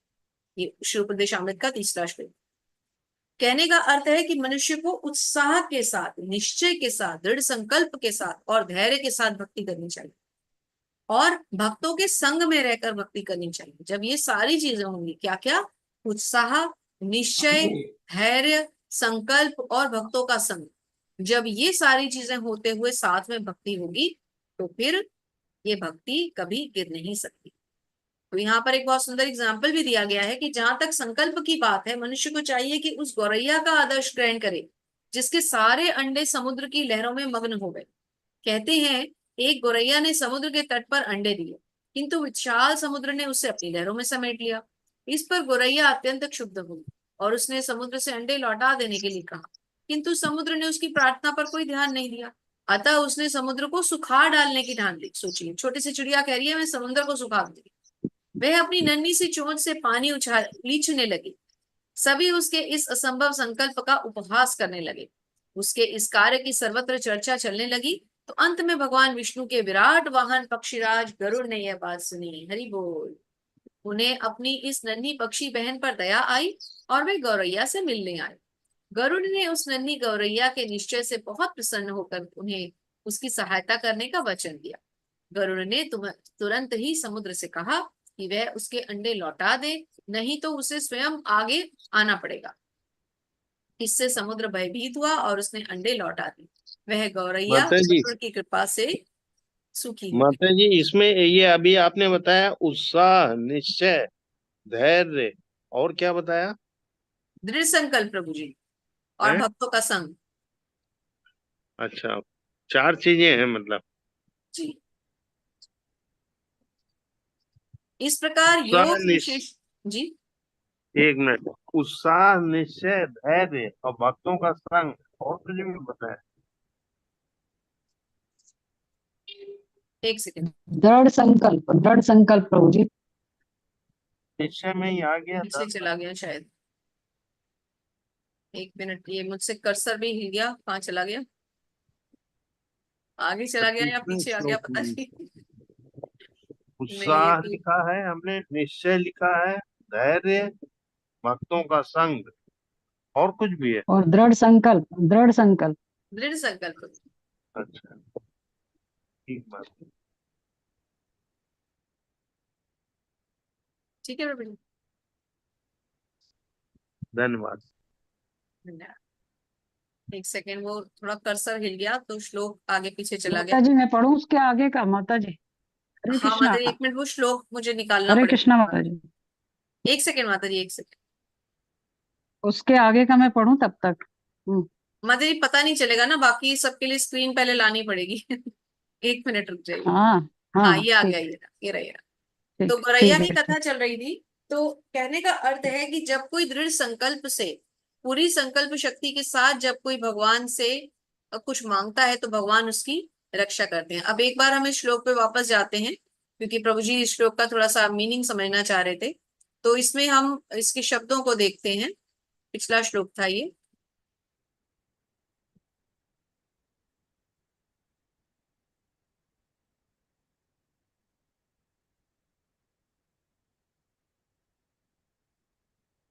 क्या अर्थ पढ़ना है क्या माता जी, तात्पर्य? नहीं, आप वो श्लोक पूछ रहे थे ना, मैं एक बार उसको ढूंढ रही थी आपके लिए। 25वां श्लोक है माता जी। नहीं 25वां तो नहीं, उसके बीच में ये वाला था ना प्रभु जी, इसके लिए आप कह रहे थे। ये देखिए, उत्साह और फिर निश्चय आ गया और फिर धैर्य, धैर्य आ गया। इन 3 हाँ, चीजों के साथ में तथा संकल्प के साथ। देखिए यहाँ पर देखिए आप, मनुष्य पूर्ण हार्दिक उत्साह धैर्य तथा संकल्प के साथ। तो दृढ़ संकल्प मतलब संकल्प के साथ, और भक्त के साथ रहकर, भक्तों का संग। ये देखिए, ये हाँ। 4 चीज। धन्यवाद माता जी। धन्यवाद प्रभु जी। आगे चलते हैं। जी माता जी अब पढ़िए। 1 सेकेंड, दविंदर शर्मा प्रभु जी पढ़ रहे थे ना? जी प्रभु जी पढ़िए। हाँ हाँ। हरे कृष्ण माता। हरे। शनै शनै रूपमम् एद बुद्ध्या धृति गृहीत्या आत्म संस्थं मना कृत्वा न कच्चिदपि चिन्तयेत्। धीरे धीरे क्रमशः पूर्ण विश्वास पूर्ण बुद्धि के द्वारा समाधि में स्थित होना चाहिए, और इस प्रकार मन को आत्मा में भी ही स्थित करना चाहिए। अन्य कुछ भी नहीं सोचना चाहिए। हरे कृष्ण महाराज। हरे कृष्ण। पूरे विश्वास के साथ बुद्धि के द्वारा समाधि में स्थित होना चाहिए। समाधि क्या अवस्था थी अभी हमने पढ़ी? जब मन और इंद्रियां हमारी संयमित हो जाती हैं, जब हम भौतिक कल्मशों से ऊपर उठ जाते हैं, जब हम पूरी तरह से भगवान की भक्ति में लीन हो जाते हैं। देखिए तात्पर्य में श्रील प्रभुपाद समझा रहे हैं, श्रील प्रभुपाद की जय, कि समुचित विश्वास तथा बुद्धि के द्वारा मनुष्य को धीरे धीरे इंद्रिय कर्म करने बंद कर देने चाहिए। यह प्रत्याहार कहलाता है। प्रत्याहार क्या है? इंद्रियों का संयम, इंद्रियों के कर्म बंद। मन को विश्वास, ध्यान और इंद्रिय निवृत्ति द्वारा वश में करते हुए समाधि में स्थित करना चाहिए। तो ये अवस्था जो समाधि की अवस्था है, ये बहुत टफ अवस्था है। ये तो लास्ट आएगी। अभी हम जब 8 चरण पढ़ेंगे अष्टांगियों की, ये लास्ट अवस्था आएगी। अभी तो हम केवल शुरू शुरू में हमें भगवान समझा रहे हैं अर्जुन को कि क्या क्या करना पड़ सकता है। हरे कृष्ण प्रभु। हरे कृष्ण महाराज। जतो जतो निश्चलति मन चंचलम आस्थिरम ततो ततो निम्मेल तथा आत्मनिर् वशम नयेत्। मन अपनी चंचलता तथा अस्थिरता के कारण जहाँ कहीं भी विचरण करता हो, मनुष्य को चाहिए कि उसे वहां से खींचे और अपने वश में लाए। हरे कृष्ण महाराज। हरे कृष्ण। तो मन क्या है? मन स्वभाव से चंचल है, मन अस्थिर रहता है। तो योगी को क्या करना होता है? अपने मन को वश में करने के लिए जैसे मन भागता है उसको फिर खींच के लाना होता है। जैसे हम जप करते हैं, तो जप करते हुए भी हमें यही करना पड़ता है ना। कभी कभी जप करते करते ध्यान किसी भौतिक कार्यकलाप में चला जाता है। कभी कभी होता है चाहे एकदम ध्यान उधर चला गया, घर के किसी मेंबर को कुछ करना था, खाना बनाना था, कुछ कुछ कुछ कुछ ध्यान में, तो उसी समय मन को वहां से पकड़ के वापस जप में लाके बिठाना पड़ता है। तो जो मन को, इंद्रियों को वश में करता है वह गोस्वामी कहलाता है। जो मन को वश में नहीं करता वो गोदास कहलाता है। गो क्या है? इंद्रिय। गोस्वामी मतलब इंद्रियों का स्वामी, और गोदास मतलब इंद्रियों का सेवक। तो अब ये हम पर है कि हम गोदास बनना चाहते हैं या गोस्वामी बनना चाहते हैं। हमें भगवान ने सारे रास्ते खुले छोड़ करके दे दिए, हम पे हम कैसे करते हैं। हरे कृष्ण प्रभु जी। हरे कृष्ण महाराज। प्रशांत मनस्य मूनम योगिनम सुखम उत्तमम उपेति शांत रजसम ब्रह्म भूत कलमशरा। जिस योगी का मन मुझ में स्थिर रहता है वह निश्चय ही दिव्य सुख की सर्वोच्च सिद्धि प्राप्त करता है। वह रजोगुण से परे हो जाता है। वह परमात्मा के साथ अपनी गुणात्मक एकता को समझता है और इस प्रकार अपने समस्त विगत कर्मों के फल से निवृत्त हो जाता है। हरे कृष्ण माता। हरे कृष्ण। यहाँ श्री प्रभुपाद के तात्पर्य से हम समझेंगे श्लोक को। श्री प्रभुपाद की जय। कि ब्रह्मभूत अवस्था वह है जिसमें भौतिक कल्मश से मुक्त होकर भगवान की दिव्य सेवा में स्थित हुआ जाता है।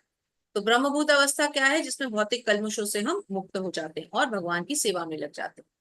मद भक्तिम लभते पराम, अर्थात जब मनुष्य का मन भगवान के चरण कमलों में स्थिर नहीं होता तब तक कोई ब्रह्म रूप नहीं हो सकता। स वही मनः कृष्णार पदार विंदो, अर्थात भगवान की दिव्य प्रेमा भक्ति में निरंतर प्रवृत्त रहना या कृष्ण भावनामृत में रहना वस्तुतः रजोगुण और भौतिक कल्मशों से मुक्त है। तो भगवान की भक्ति करना मतलब हम तमोगुण रजोगुण सबसे ऊपर उठ गए। और ये तो सतोगुण से ऊपर शुद्ध सत्व के लक्षण है। यदि कोई भगवान की भक्ति में पूरी तरह से निश्चय के साथ जुड़ जाता है तो ये तो शुद्ध सत्व के लक्षण है। हरे कृष्ण प्रभु। हरे कृष्ण माता। युजन्सुनेवं स सदा आत्मानं योगी विजित कल्मषा सुखिन ब्रह्म संपर्शन अत्यंतम सुखम आश्नुते। इस प्रकार योग अभ्यास में निरंतर लगा रहकर आत्म संयमी योगी समस्त भोगी कल्मष से मुक्त हो जाता है और भगवान की दिव्य प्रेमा भक्ति में परम सुख प्राप्त करता है। हरे कृष्ण माता। हरे कृष्ण। परम सुख कब प्राप्त होगा? जब योगी समस्त भौतिक कल्मशों से मुक्त होकर भगवान की भक्ति में लग जाए। यही अर्थ है आत्म साक्षात्कार का। आत्म साक्षात्कार क्या है? भगवान के संबंध में अपनी स्वाभाविक स्थिति को जानना। हमारी स्वाभाविक स्थिति क्या है? कि मैं भगवान का दास हूं, मैं भगवान का अंश हूं। जब हम इस स्थिति को समझ लेते हैं तो फिर ब्रह्म के साथ यह दिव्य सानिध्य ही ब्रह्म संस्पर्श कहलाता है। ब्रह्म के साथ हमारा वो हो गया ना, एक जुड़ाव हो गया ना भगवान के साथ। अब हम समझ रहे हैं कि हम भगवान के दास हैं, भगवान के अंश हैं, तो फिर किस बात का डर? हमारा अपना तो कोई अस्तित्व है नहीं, ना हमारी अपनी कोई स्वतंत्रता है, तो फिर कोई डर भी नहीं, कोई इच्छा भी नहीं। तो यही है सबसे ऊंची अवस्था। हरे कृष्ण। हरे कृष्ण। सर्वभूतस्थान आत्मानं सर्वभूतानि च आत्मनि इक्षते योग युक्त आत्मा तत्र समदर्शिना। वास्तविक योगी समस्त जीवों में मुझको और मुझ में सब जीवों को देखता है। निस्संदेह सब रूप सिद्ध व्यक्ति मुझ परमेश्वर को स्वतंत्र देखता है। हरे कृष्ण माता। तो समस्त जीवों को में मुझको और मुझ में जीवों को देखता है। मतलब जो ऐसा समझता है कि जो कुछ भी है भगवान से उद्भूत हुआ है, भगवान से निकला है, और हर जीव के अंदर भी भगवान स्थित है। जो इस स्थिति के साथ भगवान को समझता है और जीव की स्थिति को समझता है वही परम योगी। तो बहुत सुंदर लिख रहे हैं श्री प्रभुपाद, समझा रहे हैं श्री प्रभुपाद की जय, कि बाह्य रूप से भी प्रत्येक जीव भगवान की शक्ति यानी भगवत शक्ति में स्थित है। जैसा कि 7वें अध्याय में बताया जाएगा। भगवान की दो प्रमुख शक्तियां हैं, परा और अपरा। जीव पराशक्ति का अंश होते हुए भी अपराशक्ति से बद्ध है। अगले अध्याय में हम इन शक्तियों को डिटेल में पढ़ेंगे। अभी के लिए हम दो शक्तियां समझते हैं, एक आध्यात्मिक और एक भौतिक। तो जो भौतिक शक्ति होती है उसको हम भौतिक शक्ति भी कहते हैं, बहिरंगा शक्ति भी कहते हैं और अपरा शक्ति भी कहते हैं। और जो भगवान की आध्यात्मिक शक्ति है उसको हम अंतरंगा शक्ति भी कहते हैं, आध्यात्मिक शक्ति भी कहते हैं और भगवान की पराशक्ति भी कहते हैं। ये तीनों नाम आएंगे अगले अध्याय में, इसको हम डिटेल में पढ़ेंगे। हरे कृष्ण। हरे कृष्ण माता। जो मां पश्यति स्वत्र सर्वं च मयि पश्यति तस्याहं न प्रणश्यामि स च मे न प्रणश्यति। जो मुझे स्वतः देखता है और सब कुछ मुझ में देखता है उसके लिए ना तो मैं कभी अदृश्य होता हूँ और ना वह मेरे लिए अदृश्य होता है। हरे कृष्ण माता। हरे कृष्ण। जो सब कुछ मुझ में देखता है और मुझे ही हर चीज में देखता है, मैं उसके लिए कभी अदृश्य नहीं हो सकता।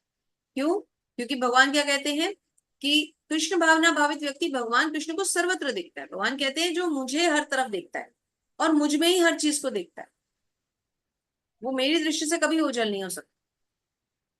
श्री प्रभुपाद लिखते हैं, श्री प्रभुपाद की जय, कि कृष्ण भावनामृत का मूल सिद्धांत यही है कि कृष्ण के बिना कोई अस्तित्व नहीं है और कृष्ण ही सर्वश्रेष्ठ है। कृष्ण भावनामृत कृष्ण प्रेम का विकास है। ऐसी स्थिति में जो भौतिक मोक्ष से भी परे आत्म साक्षात्कार के ऊपर कृष्ण भावनामृत की इस अवस्था में भक्त कृष्ण के इस अर्थ में एक रूप हो जाता है। उसके लिए कृष्ण ही सब कुछ हो जाते हैं और भक्त प्रेममय कृष्ण से पूरित हो जाता है। अर्थात भक्त सब कुछ कृष्ण को समझता है, कृष्ण के अलावा वो कुछ नहीं देखता। इसी संदर्भ में ब्रह्म संहिता से एक श्लोक लिया गया है। प्रेमांजन छुरित भक्ति विलोचनेन संतः सदैव हृदयेषु विलोकयन्ति यं श्याम सुंदरम चिन्त्य गुण स्वरूपम गोविंदमादि पुरुषम तमहं भजामि। अर्थात मैं भगवान गोविंद की पूजा करता हूँ जिनका दर्शन भक्त गण प्रेम रूपी अंजन लगाकर नेत्रों से करते हैं। वे भक्त के हृदय में स्थित श्याम सुंदर के रूप में देखे जाते। तो प्रेम का अंजन लगाकर जब मैं भगवान का दर्शन करूं तो फिर वो मुझे श्याम सुंदर रूप में दिखाई देते। इतनी सुंदर ब्रह्मा जी की स्तुति। हरे कृष्ण प्रभु। हरे कृष्ण माता। सर्वभूत स्थितं यो माम भजते कथम आस्थिता सर्वथा सर्त मानो अपि सा योगी मयि वर्तते। जो योगी मुझे तथा परमात्मा को अभिन्न जानते हुए परमात्मा की भक्ति पूर्वक सेवा करता है, वह हर प्रकार से मुझ में सदैव स्थित रहता है। हरे कृष्ण माता। हरे कृष्ण प्रभु। मुझे और परमात्मा को अभिन्न जानते हुए, अर्थात कहने का अर्थ क्या है, भगवान कह रहे हैं जो मुझे परमात्मा समझता है, जो मुझे भगवान समझता है, वह हर प्रकार से मुझ में सदैव स्थित रहता है। कहने का अर्थ है कि भगवान प्रभुपाद समझाते हैं, श्री प्रभुपाद की जय, कि जो योगी परमात्मा का ध्यान करता है वह अपने अंतःकरण में भी चतुर्भुज विष्णु के दर्शन कर सकता है। चतुर्भुज विष्णु कौन से रूप में होते हैं? 4 हाथ होते हैं जिनके, एक में शंख, एक में चक्र, एक में गदा, एक में पुष्प यानी कमल। तो इन 4 हाथों में शंख, चक्र, पुष्प और कमल धारण किए हुए हमारे अंतः मन में भी विष्णु विराजमान रहे। ऐसा योगी उनको अपने अंतःकरण में देखता है। योगी को यह जानना चाहिए कि विष्णु कृष्ण से भिन्न नहीं है।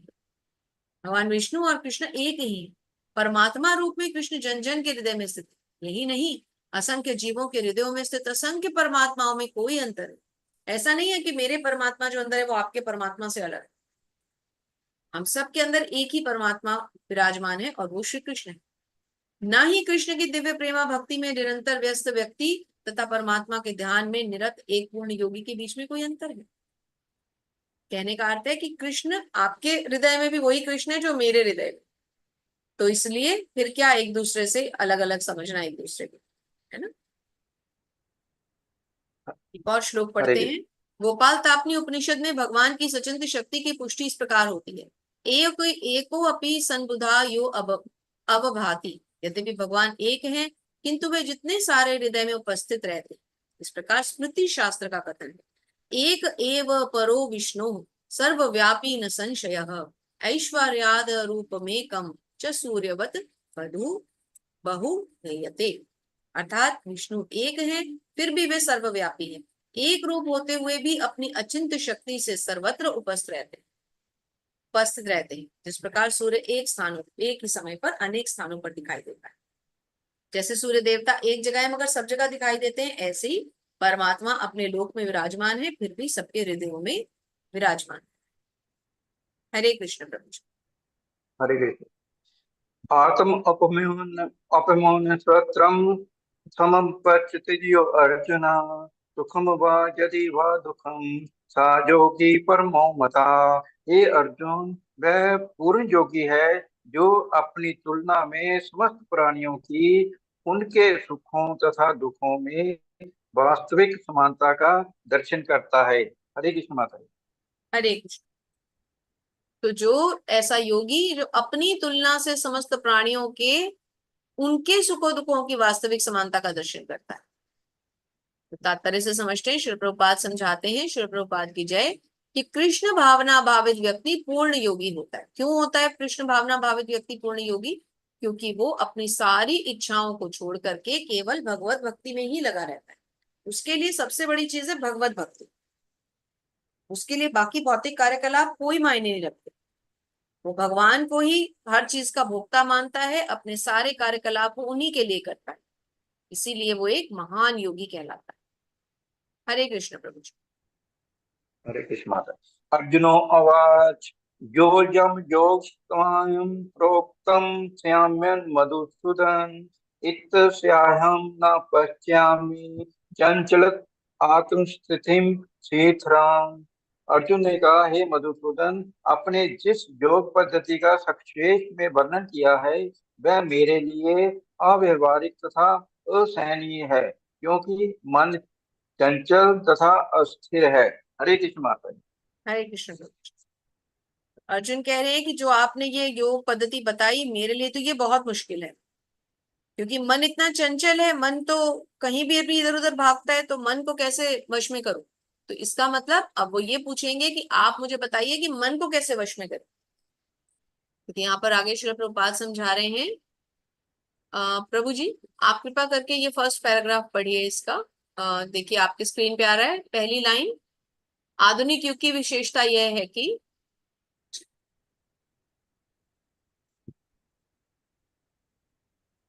हरे कृष्णा, देवेंद्र प्रभु जी पढ़िए। हाँ जी। स्क्रीन तो कोई आ ही नहीं रही है माता जी। हरे कृष्णा आधुनिक देव। युग की हाँ पढ़िए पढ़िए जी। आधुनिक युग की विशेषता है आत्यंतिक जीवन के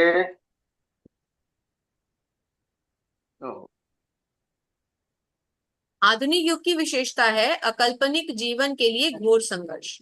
लोग सरल व्यावहारिक साधनों से ही आत्म साक्षात्कार के लिए उत्सुक या गंभीर नहीं है। तो फिर इस कठिन योग पद्धति के विषय में क्या कहा जा सकता है, जो जीवन शैली, आसन विधि, स्थान के चयन और भौतिक व्याकुलताओं से विरक्ति का नियमन करती है। कहने का अर्थ क्या है कि हमने कितना टफ तरीका देखा जो भगवान ने समझाया, तो ऐसा क्यों नहीं हो सकता कि हमें कोई सरल तरीका मिल जाए। देखिए यहाँ पर नीचे लास्ट दो लाइनें पढ़िए। यदि 5000 वर्ष पूर्व ऐसा था तो आधुनिक समय के लिए क्या कहना। अब 5000 साल पहले अर्जुन इस पद्धति को नहीं कर पा रहे तो हम कैसे करेंगे आज के समय में, है ना। तो अब देखिए अर्जुन का अगला श्लोक कितना सुंदर है। जी प्रभु जी पढ़िए। हरे कृष्ण माता जी। चंचलम ही मना कृष्ण परमाथि बल व दृढ़म तस्याहं निर्ग्रहं मनहे वायोरिव दुष्करम। हे कृष्ण, क्योंकि मन चंचल, कुशंक, हठीला तथा अत्यंत बलवान है, अतः मुझे इसे वश में करना वायु को वश में करने से भी अधिक कठिन लगता है। हरे कृष्ण माता। हरे, बहुत सुंदर श्लोक। चंचलम ही मनः कृष्ण प्रमाथि बलभद्रम तस्यातम निग्रहम मन्ये वायुरिव सुदुष्करम। अर्थात क्योंकि मन चंचल है, हठीला है, बलवान है, तो भगवान अर्जुन कहते हैं कि मैं वायु के वेग को तो बदल सकता हूँ, लेकिन मन को मैं अपने वश में नहीं कर सकता। तो श्रील प्रभुपाद तात्पर्य में क्या समझाते हैं, श्रील प्रभुपाद की जय, कि मन इतना बलवान और दुराग्रही है कि कभी कभी यह बुद्धि का भी उल्लंघन कर देता है। मतलब मन कभी कभी बुद्धि की बात भी नहीं मानता। तो बुद्धि की बात भी जो मन ना माने उसको कैसे हम अपने वश में करें। तो इसी संदर्भ में कठोपनिषद से एक श्लोक है। आत्मानं रथिं विद्धि शरीरं यथमेव च बुद्धिं तु सारथिं विद्धि मनः प्रगमेव च इन्द्रियाणि हयानुर्हु विषयांस्तेषु गोचरान् आत्मेन्द्रिय मनोयुक्तं भुक्तेत्याहुर्मनीषिणः। अर्थात प्रत्येक व्यक्ति इस भौतिक शरीर रूपी रथ पर आरूढ़ है और बुद्धि इसका सारथी है, मन लगाम है और इंद्रियां इसकी घोड़े हैं। इस प्रकार मन तथा इंद्रियों की संगति से ये आत्मा सुख दुख भोगता है। ये भगवत गीता के शुरू में आपने एक चित्र देखा होगा जिसमें कि घोड़े दिखाए गए हैं, लगाम दिखाई गई है। हमने 18 दिन में पढ़ा भी है ना, इस चित्र को अच्छे से हमने समझा 18 दिन में कि भगवत गीता में कैसे कि घोड़े जो है वो इंद्रियां हैं जो इधर उधर भाग रहे हैं, मन उसकी लगाम है। अब मन जो है, जो लगाम है, जब तक देखिए जब तक लगाम टाइट नहीं होगी तब तक घोड़े तो इधर उधर भागेगी। तो मन लगाम है, इंद्रियां वो घोड़े हैं जो इधर उधर भाग रहे हैं, चंचल घोड़े। तो मन से हमें लगाम से उन घोड़ों को टाइट रखना है, और वो लगाम किसके हाथ में है, बुद्धि, यानी जो सारथी पीछे बैठा है। और जो शरीर है वो ये पूरा रथ है, और आत्मा कौन है, जो पीछे सवार बैठा है। तो वो अगर आप उसको उस डायग्राम को, उस चित्र को अच्छी तरह से समझ लें तो आपको आगे समझने में कोई कठिनाई नहीं। तो मैं एक बार आपको वो चित्र दिखा भी देती हूँ।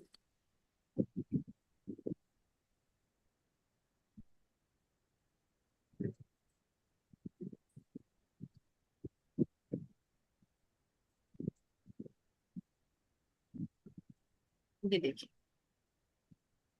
ये चित्र आपको दिख रहा है।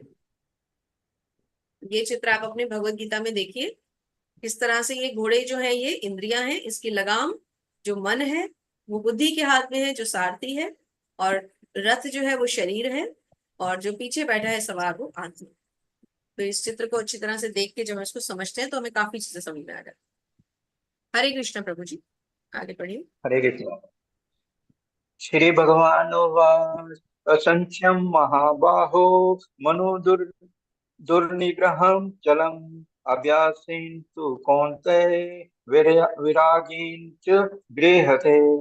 भगवान श्री कृष्ण ने कहा, ए महाबाहु कुंती पुत्र, निस्संदेह चंचल मन को वश में करना अत्यंत कठिन है, किंतु अभ्युक्त अभ्यास द्वारा तथा वृत्ति द्वारा ऐसा संभव है। हरे कृष्ण माता जी। हरे कृष्ण। भगवान क्या उत्तर देते हैं कि निस्संदेह चंचल मन को वश में करना मुश्किल है, लेकिन अभ्यास के द्वारा हम इसे कर सकते हैं। तो अब कैसा अभ्यास करना है, मन को किस काम में लगाना है, भगवत भक्ति में, तभी मन ट्रेन होगा, अदरवाइज मन कभी ट्रेंड नहीं हो सकता। तो तात्पर्य में श्री प्रभुपाद लिखते हैं, श्री प्रभुपाद की जय। यह अभ्यास क्या है? वर्तमान युग में तीर्थवास, ध्यान से सुनिए, तीर्थवास, परमात्मा का ध्यान, मन इंद्रियों का निग्रह, ब्रह्मचर्य व्रत का पालन, एकांतवास आदि कठोर निधानों का पालन कर पाना संभव नहीं है। ये सब चीजें जो लिखी है ये बहुत टफ है, किंतु कृष्ण भावनामृत के अभ्यास से मनुष्य भगवान की नवदा भक्ति का आचरण कर सकता है। ऐसी भक्ति का प्रथम अंग है कृष्ण के विषय में श्रवण कर। तो श्रीमद् भागवतम क्या है? श्रीमद् भागवतम की कथाएं कृष्ण की श्रवण है, कृष्ण की कथाओं का श्रवण करना, श्रीमद् भागवतम सुनना सबसे अच्छा है। कृष्ण के विषय में जितना अधिक श्रवण करा जाए, किया जाए, उतना ही मनुष्य उन वस्तुओं के प्रति अनासक्त होता है जो मन को कृष्ण से दूर रखने वाली। मन को उन सारे कार्यों से विरक्त कर लेने पर, जिनसे कृष्ण का कोई संबंध नहीं है, मनुष्य सुगमता पूर्वक वैराग्य सीखता है। अब आगे बता रहे हैं वैराग्य का अर्थ क्या है। तो वैराग्य का अर्थ है पदार्थ से विरक्ति और मन का आत्मा में प्रवृत्त होना। निर्विशेष आध्यात्मिक विरक्ति कृष्ण के कार्यकलापों को में मन को लगाने की अपेक्षा अधिक कठिन है। यह व्यावहारिक है क्योंकि कृष्ण के विषय में श्रवण करने से मनुष्य स्वतः ही परमात्मा से आसक्त हो जाता है। जो जितना जितना हम भगवान की कथाएं सुनेंगे उतना उतना हमारा मन उनकी तरफ आसक्त होता जाएगा।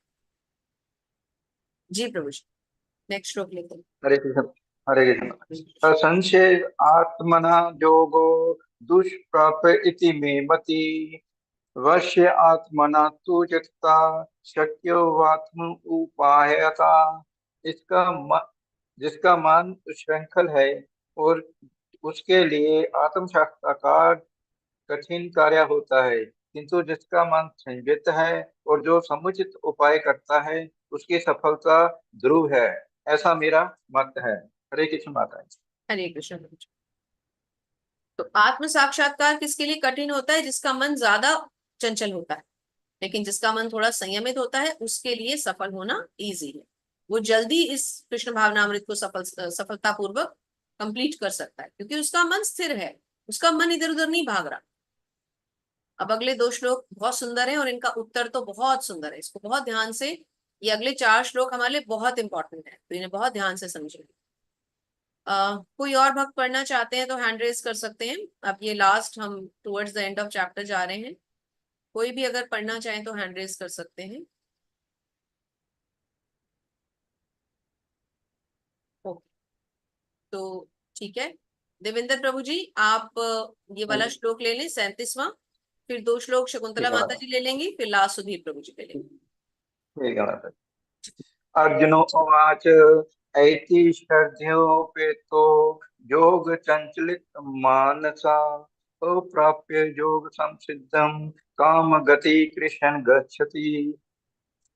अर्जुन ने कहा, हे कृष्ण, उस असफल योगी के क्या गति है जो प्रारंभ में श्रद्धा पूर्वक आत्म साक्षात्कार की विधि ग्रहण करता है, किंतु बाद में भौतिकता के कारण उसे से विचलित हो जाता है और योग सिद्धि की प्राप्ति नहीं कर पाता। हरे कृष्ण माता जी।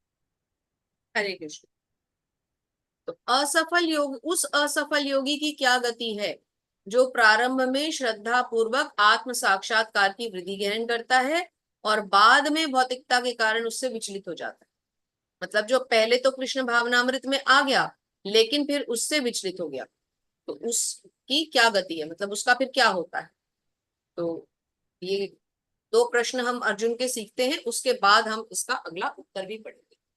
तो उत्तर में भगवान बहुत सुंदर उत्तर बताएंगे हमें, तो पहले हम ये दोनों प्रश्न जल्दी जल्दी ले लेते हैं जी। नेक्स्ट लेते हैं शकुंतला माता जी, हरे कृष्ण।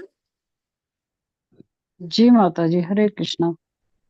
कश्चित् उभयो विशिष्टः छिन्ना भ्रमिव नश्यति अप्रतिष्ठो महाबाहो विमूढ़ो ब्रह्मणः पथिः। हरे कृष्णा। जी माता जी, हरे अनुवाद में कृष्णा पढ़ माता लीजिए। जी, अनुवाद पढ़ूं। जी जी। हे महाबाहो श्री कृष्ण, क्या ब्रह्म प्राप्ति के मार्ग से भ्रष्ट ऐसा व्यक्ति आध्यात्मिक तथा भौतिक दोनों ही सफलताओं से च्युत नहीं होता और छिन्न भिन्न बादल की भांति विनष्ट नहीं हो जाता, जिसके फलस्वरूप उसके लिए किसी लोक में कोई स्थान नहीं रहता। हरे कृष्ण माता जी। हरे कृष्ण। अर्जुन ऐसे योगी के बारे में पूछ रहे हैं कि जो कुछ समय भक्ति करता है लेकिन उसके बाद गिर जाता है उस भक्ति से। तो ये हमारे ऊपर भी आता है ये क्वेश्चन, है ना। तो इसलिए हम अब भगवान से इसके उत्तर सुनेंगे। जी माता जी, 39वां श्लोक और अनुवाद। एतन्मे संशयं कृष्ण छेतुर्महस्य शेषतः तदन्यः संशयस्यास्य छेता नाहुपपद्यते। अर्थात हे श्री कृष्ण, यही मेरा संदेह है और मैं आपसे इसे पूर्णतया दूर करने की प्रार्थना कर रहा हूँ। आपके अतिरिक्त अन्य कोई ऐसा नहीं है जो इस संदेह को नष्ट कर सके। हरे कृष्ण माता जी। हरे कृष्ण। यही मेरा संदेह है और मैं आपसे इसे दूर करने की प्रार्थना कर रहा हूँ। आपके अतिरिक्त ऐसा कोई नहीं है जो इसको मेरे संदेह को नष्ट कर सके। तो प्रभुपाद समझाते हैं, श्री प्रभुपाद की जय, कि कृष्ण भूत वर्तमान और भविष्य को जानने वाले। भगवत गीता के प्रारंभ में भगवान ने कहा है कि सारे जीव यष्टि रूप में भूतकाल में विद्यमान थे और इस समय भी विद्यमान है और आगे भी रहेंगे, ये भी कहा है ना। तो कोई भी व्यक्ति कृष्ण के समान नहीं है, क्योंकि भगवान तो हर चीज को जानते हैं। तो इसलिए अर्जुन भगवान से प्रश्न कर रहे हैं कि ऐसे ऐसे योगी का क्या होता है। तो भगवान का उत्तर सुनते हैं। जी माता जी, पढ़िए आप दोनों श्लोक भगवान के भी, आप ही पढ़िए।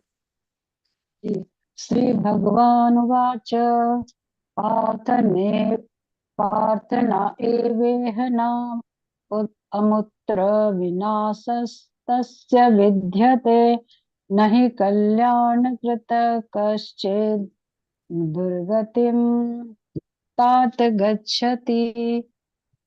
अर्थात श्री भगवान ने कहा, हे पृथा पुत्र, कल्याण कार्यों में निरत योगी का ना तो इस लोक में और ना परलोक में ही विनाश होता है। हे मित्र, भलाई करने वाला कभी बुराई से पराजित नहीं होता। हरे कृष्ण माता जी। हरे कृष्ण माता जी। ये बहुत सुंदर इनके अर्थ आ रहे हैं, बहुत ध्यान से हमें समझने हैं। भगवान क्या कह रहे हैं कि कल्याण कार्यों में निरत योगी का इस लोक में और परलोक में कभी विनाश नहीं होता। कहने का अर्थ क्या है कि जिसने एक बार भक्ति करनी शुरू कर दी उसका कभी विनाश नहीं होता। यदि कोई समस्त भौतिक आशाओं को त्याग कर भगवान की शरण में जाता है तो इसमें कोई हानि नहीं है, कोई पतन नहीं है। दूसरी ओर अभक्त जन अपने अपने व्यवसायों में लगे रह सकते हैं, फिर भी कुछ प्राप्त नहीं कर पाते। जो व्यक्ति भगवत भक्ति में नहीं आएगा वो कुछ प्राप्त नहीं कर सकता, और बजाय उसके कि जो भगवत भक्त होगा उसका कभी विनाश ही नहीं हो सकता। तो कितनी अच्छी बात है ना। तो हम लोग क्योंकि भगवत भक्ति में आ गए हैं तो एक तरह से अब हमारा डर खत्म हो गया कि अब कभी विनाश नहीं हो सकता और भक्ति का ये अकाउंट भी कभी नील नहीं होगा, है ना। तो अब थोड़ा सा इसको पढ़ते हैं। माता जी, ये पैराग्राफ पढ़िए प्लीज, जी कल्याण मार्ग के अनुयायियों को। जी माता जी। श्रील प्रभुपाद जी की जय। तात्पर्य श्रील प्रभुपाद जी के द्वारा कल्याण मार्ग के अनुयायियों को 3 वर्गों में विभाजित किया जा सकता है। भौतिक संपन्नता का उपभोग करने वाले शास्त्रीय विधि विधानों के अनुयायी। नंबर 2, इस संसार से मुक्ति पाने के लिए प्रयत्नशील लोग। तथा नंबर 3, कृष्ण भावनामृत के भक्त। प्रथम वर्ग के अनुयायियों को पुनः 2 श्रेणियों में विभाजित किया जा सकता है। सकाम कर्मी तथा इंद्रिय तृप्ति की इच्छा न करने वाले। हाँ, एक सकाम सेकंड माता जी, कर्मी इनको साथ जीवन। साथ समझते हैं। तो जी कल्याण मार्ग पर मतलब जो भक्ति मार्ग पर है उनको 3 भागों में विभाजित किया जाता है। पहला कौन सा है? भौतिक संपन्नता का उपयोग करने वाले और शास्त्रीय विधि विधानों का अनुयायी, अर्थात जो भौतिक चीजों को भी भोग रहे हैं लेकिन शास्त्रों का पालन भी कर रहे हैं, ये पहली कैटेगरी। दूसरी क्या है? इस संसार से मुक्ति पाने के लिए प्रयत्नशील लोग, जो लोग चाहते हैं कि भाई हमें इस संसार से मुक्ति चाहिए। और तीसरी कैटेगरी क्या है? कृष्ण भावनामृत भक्त। तो ये एक्चुअली ध्यान से देखा जाए तो ये वही है हमारे कर्मी, ज्ञानी और योगी। कर्मी कौन हुआ? जिसके कर्मों के पीछे कोई सकाम कर्म है। ज्ञानी कौन हुआ? जो मुक्ति चाहता है, निर्विशेष ब्रह्म में लीन होना चाहता है, भौतिक इच्छाओं से ऊपर है। और योगी कौन है? जो योग साधना के द्वारा भगवान की योग सिद्धियां चाहता है। और भक्त कौन है? जो केवल कृष्ण की भक्ति करता है और उसको और कुछ नहीं चाहिए। फिर आगे क्या बताया है? प्रथम वर्ग यानी जो भौतिक संपन्नता भी ले रहे हैं और शास्त्रों का पालन भी कर रहे हैं, उनकी फिर से 2 कैटेगरीज। कौन सी? एक सकाम कर्मी और एक इंद्रिय तृप्ति की इच्छा ना करने वाले। जी माता जी, आगे पढ़िए। सकाम कर्मी जीवन के उच्चतर स्तर तक उठ सकते हैं, यहाँ तक कि स्वर्गलोक को जा सकते हैं। तो जी माता जी, आगे पढ़िए। सकाम संसार से कर्मी मुक्त न हो। जीवन, माता जी आपकी आवाज बीच में कट गई थी, मैं पढ़ देती हूँ। सकाम कर्मी जीवन के उच्चतर लक्ष्य तक उठ सकते हैं, यहाँ तक कि स्वर्ग लोक को भी जा सकते हैं। तो इस संसार से मुक्त होने के कारण वे सही ढंग से शुभ मार्ग का अनुभव नहीं करते। शुभ कर्म तो वे है जिनसे मुक्ति प्राप्त है, लेकिन भक्त जो होता है, भक्त को ना तो मुक्ति और मोक्ष की कोई कामना होती है, ना ही स्वर्ग जाने की। तो भक्त कौन है? जो केवल भगवान की सेवा करना चाहता है। भक्त कहता है भगवान इस लोक में या उस लोक में बस मुझे अपनी सेवा दे दो। हरे कृष्ण माता जी। हरे कृष्ण माता जी। प्राप्य पुण्य कृतम लोकान उषित्वा शाश्वती समाः शुचीनां श्रीमतां गेहे योग भ्रष्टो अभिजायते। अर्थात असफल योगी पवित्र आत्माओं के लोकों में अनेक अनेक वर्षों तक भोग करने के बाद या तो सदाचारी पुरुषों के परिवार में या कि धनवानों के कुल में जन्म लेता है। हरे कृष्ण माता जी। अब 2 कैटेगरीज होती हैं, जो कुछ समय तक भक्ति करने के बाद गिरते हैं और जो दीर्घ काल तक भक्ति करने के बाद गिरते हैं। जो कुछ समय तक भक्ति करने के बाद भक्ति छोड़ देते हैं, उनका क्या होता है? वो उच्च कुलों में, धनवान कुलों में जन्म लेते हैं। लेकिन जो लंबे समय तक भक्ति करने के बाद भक्ति छोड़ देते हैं, वो भक्त के घर में जन्म लेते हैं अगले जन्म में। जैसे कि स्वयं श्रीला प्रभुपाद और श्रीला प्रभुपाद के गुरु श्रीला भक्ति सिद्धांत सरस्वती ठाकुर महाराज, जो कि भक्तों के घर में जन्म लिए और इसीलिए उनकी भक्ति और जल्दी संपन्न हो पाई। तो देखिए यहाँ पर यही बताया गया है, असफल योगियों की 2 श्रेणियां हैं। एक वो जो थोड़ी उन्नति के बाद भ्रष्ट हो जाए और दूसरी जो दीर्घ काल तक उन्नति करके भ्रष्ट हो। तो जो थोड़े काल के बाद भ्रष्ट हो जाते हैं उनको तो उच्च कुलों में जन्म मिल जाता है, और जो लंबे समय तक भक्ति करने के बाद गिरते हैं वो तो फिर सीधा भक्तों के घर में जन्म लेते हैं और अगले जन्म में बहुत तीव्रता से भक्ति करते हैं। जी माता जी, हरे कृष्ण। हरे कृष्ण। अथवा योगी नाम एव कुले भवति धीमताम् एतद्विद्धि दुर्लभतरं लोके जन्म यदीदृशम्। यानी अर्थात यदि दीर्घ काल तक योग करने के बाद असफल रहे तो, या ऐसे योगियों के कुल में जन्म लेता है जो अति बुद्धिमान है, निश्चय ही संसार में ऐसा जन्म दुर्लभ है। हरे कृष्णा। हरे कृष्ण। ऐसा संसार में जन्म ही दुर्लभ है। कैसा? भक्त के घर में जन्म ले, जैसे कि शिला प्रभुपाद को मिला, एक भक्त के घर में जन्म मिला। जैसा कि उनके गुरुदेव को मिला, एक भक्त के घर में जन्म मिला। तो जो उसका मतलब पिछले जन्म में उन्होंने बहुत लंबी भक्ति की होगी, फिर वो कहीं गलती से छूट गई होगी, तो इस जन्म में देखिए वो कैसे सीधा तर गए और भगवत धाम चले गए। धन्यवाद माता जी, बहुत बहुत धन्यवाद। तो आजाद प्रभु जी, पूनम चौहान माता जी, जितेंद्र प्रभु जी, और कौन जुड़े हुए हैं हमारे साथ? एक एक श्लोक तो सबको पढ़ना बनता है।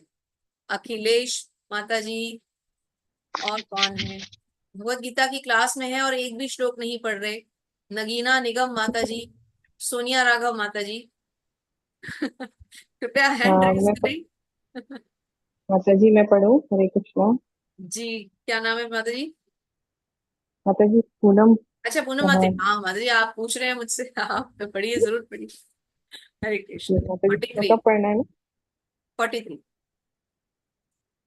श्लोका माता जी। हाँ मतलब 43 का श्लोक और अनुवाद दोनों पढ़ लीजिए। ओके। स्क्रीन पे है माता जी, स्क्रीन से ही पढ़ दीजिए। जी माता जी सुनते पढ़ूंगा। तत्र तं बुद्धि संयोगम भगवते को वर्धेहिकम यतते च ततो भूयः संसिद्धो कुरु नंदन। भावार्थ, हे कुरुनंदन, ऐसा जन्म पाकर वह अपने पूर्व जन्म की दैवी चेतना को पुनः प्राप्त करता है और पूर्ण सफलता प्राप्त करने के उद्देश्य से वह आगे उन्नति करने का प्रयास करता है। हरे कृष्ण। हरे कृष्ण। यहाँ पे भरत महाराज का एग्जाम्पल समझाया गया है। भरत महाराज एक हमारे बहुत पुराने राज ऋषि हुए हैं, जो बहुत बड़े राजा थे, और फिर उन्होंने गृह त्याग करके वन गमन किया, और उसके बाद वो बहुत महान साधु भी बने। लेकिन उन्हें भी 3 जन्म लग गए। क्यों? क्योंकि पहले जन्म में जब वो बहुत अच्छी भक्ति कर रहे थे, तो उनका मन एक मृग के बच्चे में फंस गया, मृग के बच्चे के प्रति बहुत आसक्त हो गए। तो उससे क्या हुआ, उनकी भक्ति अंत समय में जाकर उनका ध्यान उसी मृग के अंदर चला गया। तो फिर उनका अंत, उनकी गति क्या हुई, अगले जन्म में उन्हें हिरण बन के आना पड़ा। ये भी हम 7वें और 8वें अध्याय में इसको समझेंगे। उसके बाद फिर दोबारा वो एक बार भक्त बनकर आए, हिरण, फिर अल्टीमेटली एक हिरण बने, एक जन सेकंड जन्म हो गया, फिर उस हिरण की मृत्यु हुई, और तीसरे जन्म में फिर वो एक बार फिर भक्त बनकर आए, और फिर उनका उद्धार।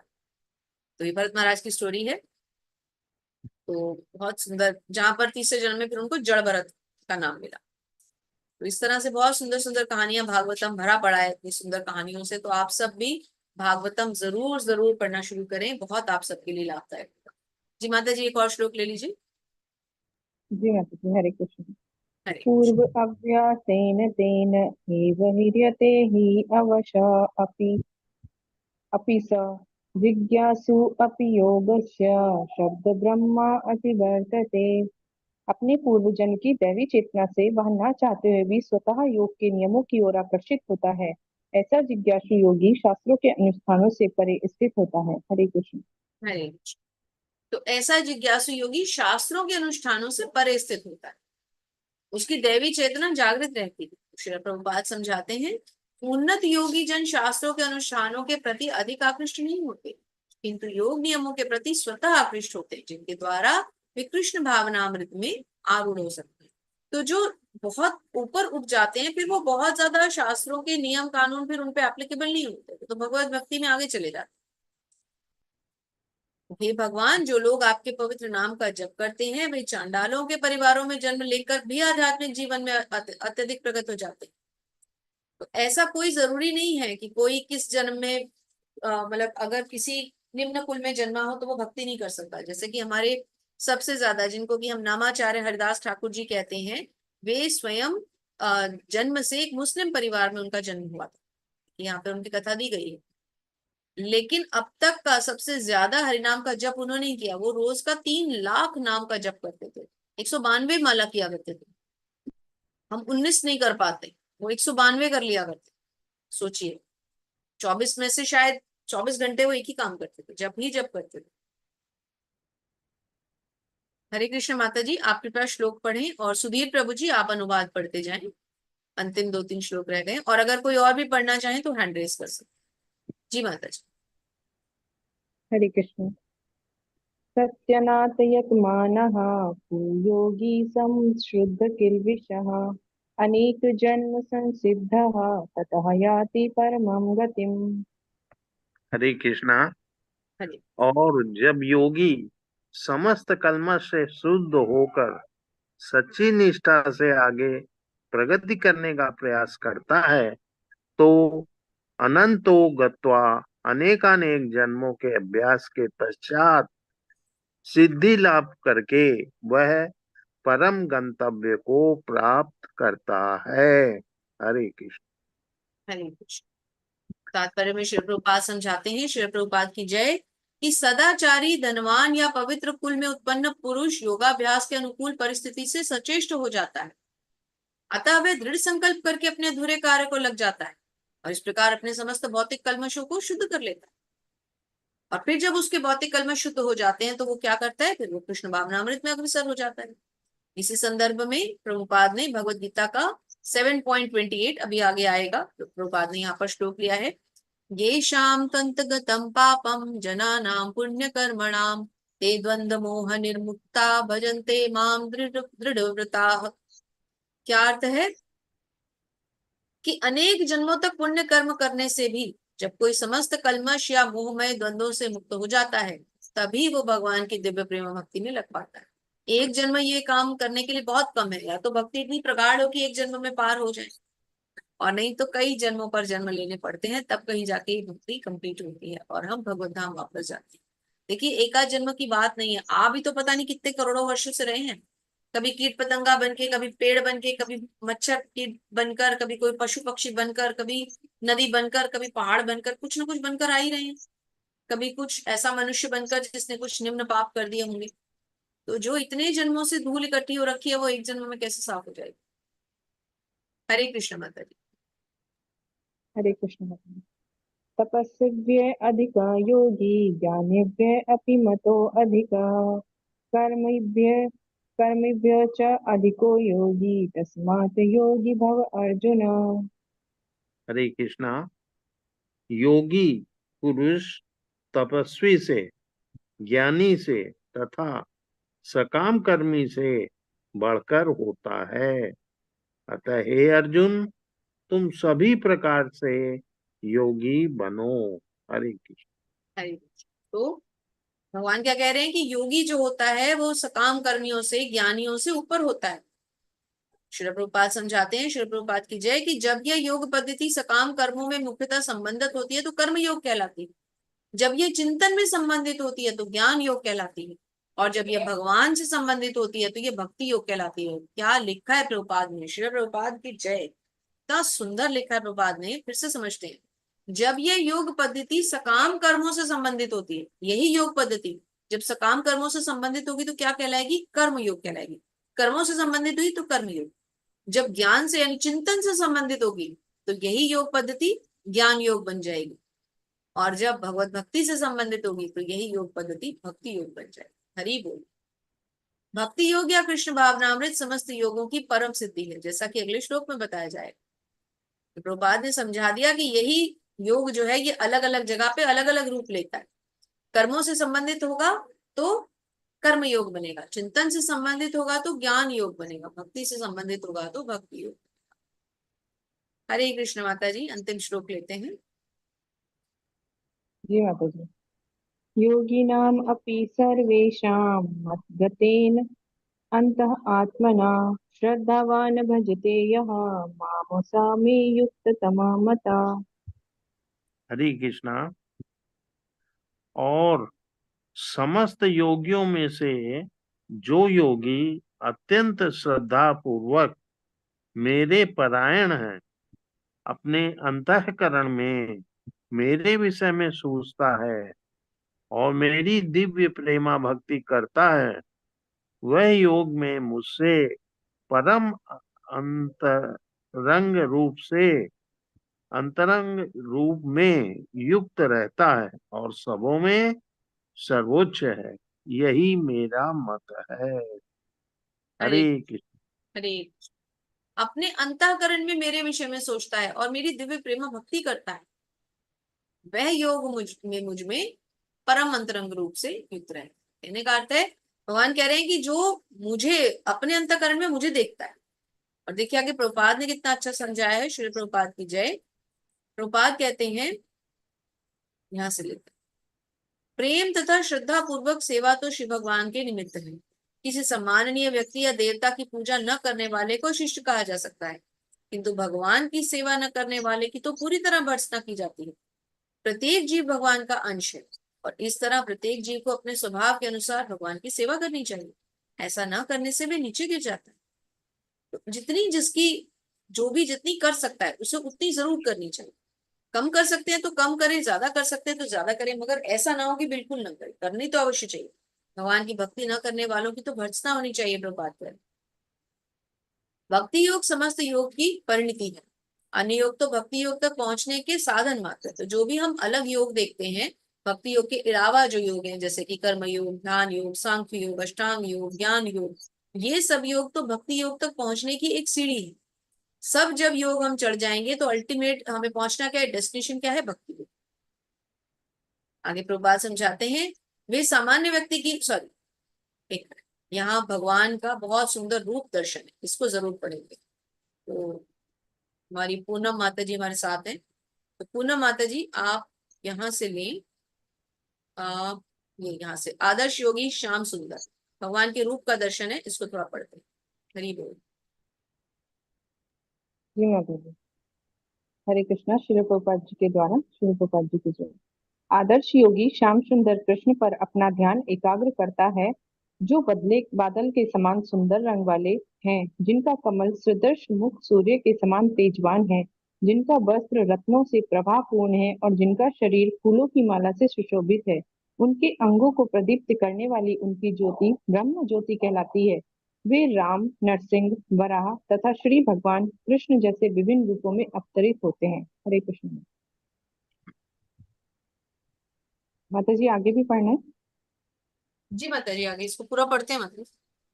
जी। वे सामान्य व्यक्ति की भांति माता यशोदा के पुत्र रूप में जन्म ग्रहण करते हैं और कृष्ण, गोविंद तथा वासुदेव के नाम से जाने जाते हैं। वे पूर्ण बालक, पूर्ण पति, पूर्ण सखा तथा पूर्ण स्वामी हैं और वे समस्त ऐश्वर्यों तथा दिव्य गुणों से ओतप्रोत हैं। जो श्री भगवान के इन गुणों से पूर्णतः अभिज्ञ रहता है वह सर्वोच्च योगी कहलाता है। योगी की यह सर्वोच्च दशा केवल भक्ति योग से ही प्राप्त की जा सकती है, जिसकी पुष्टि वैदिक साहित्य से होती है।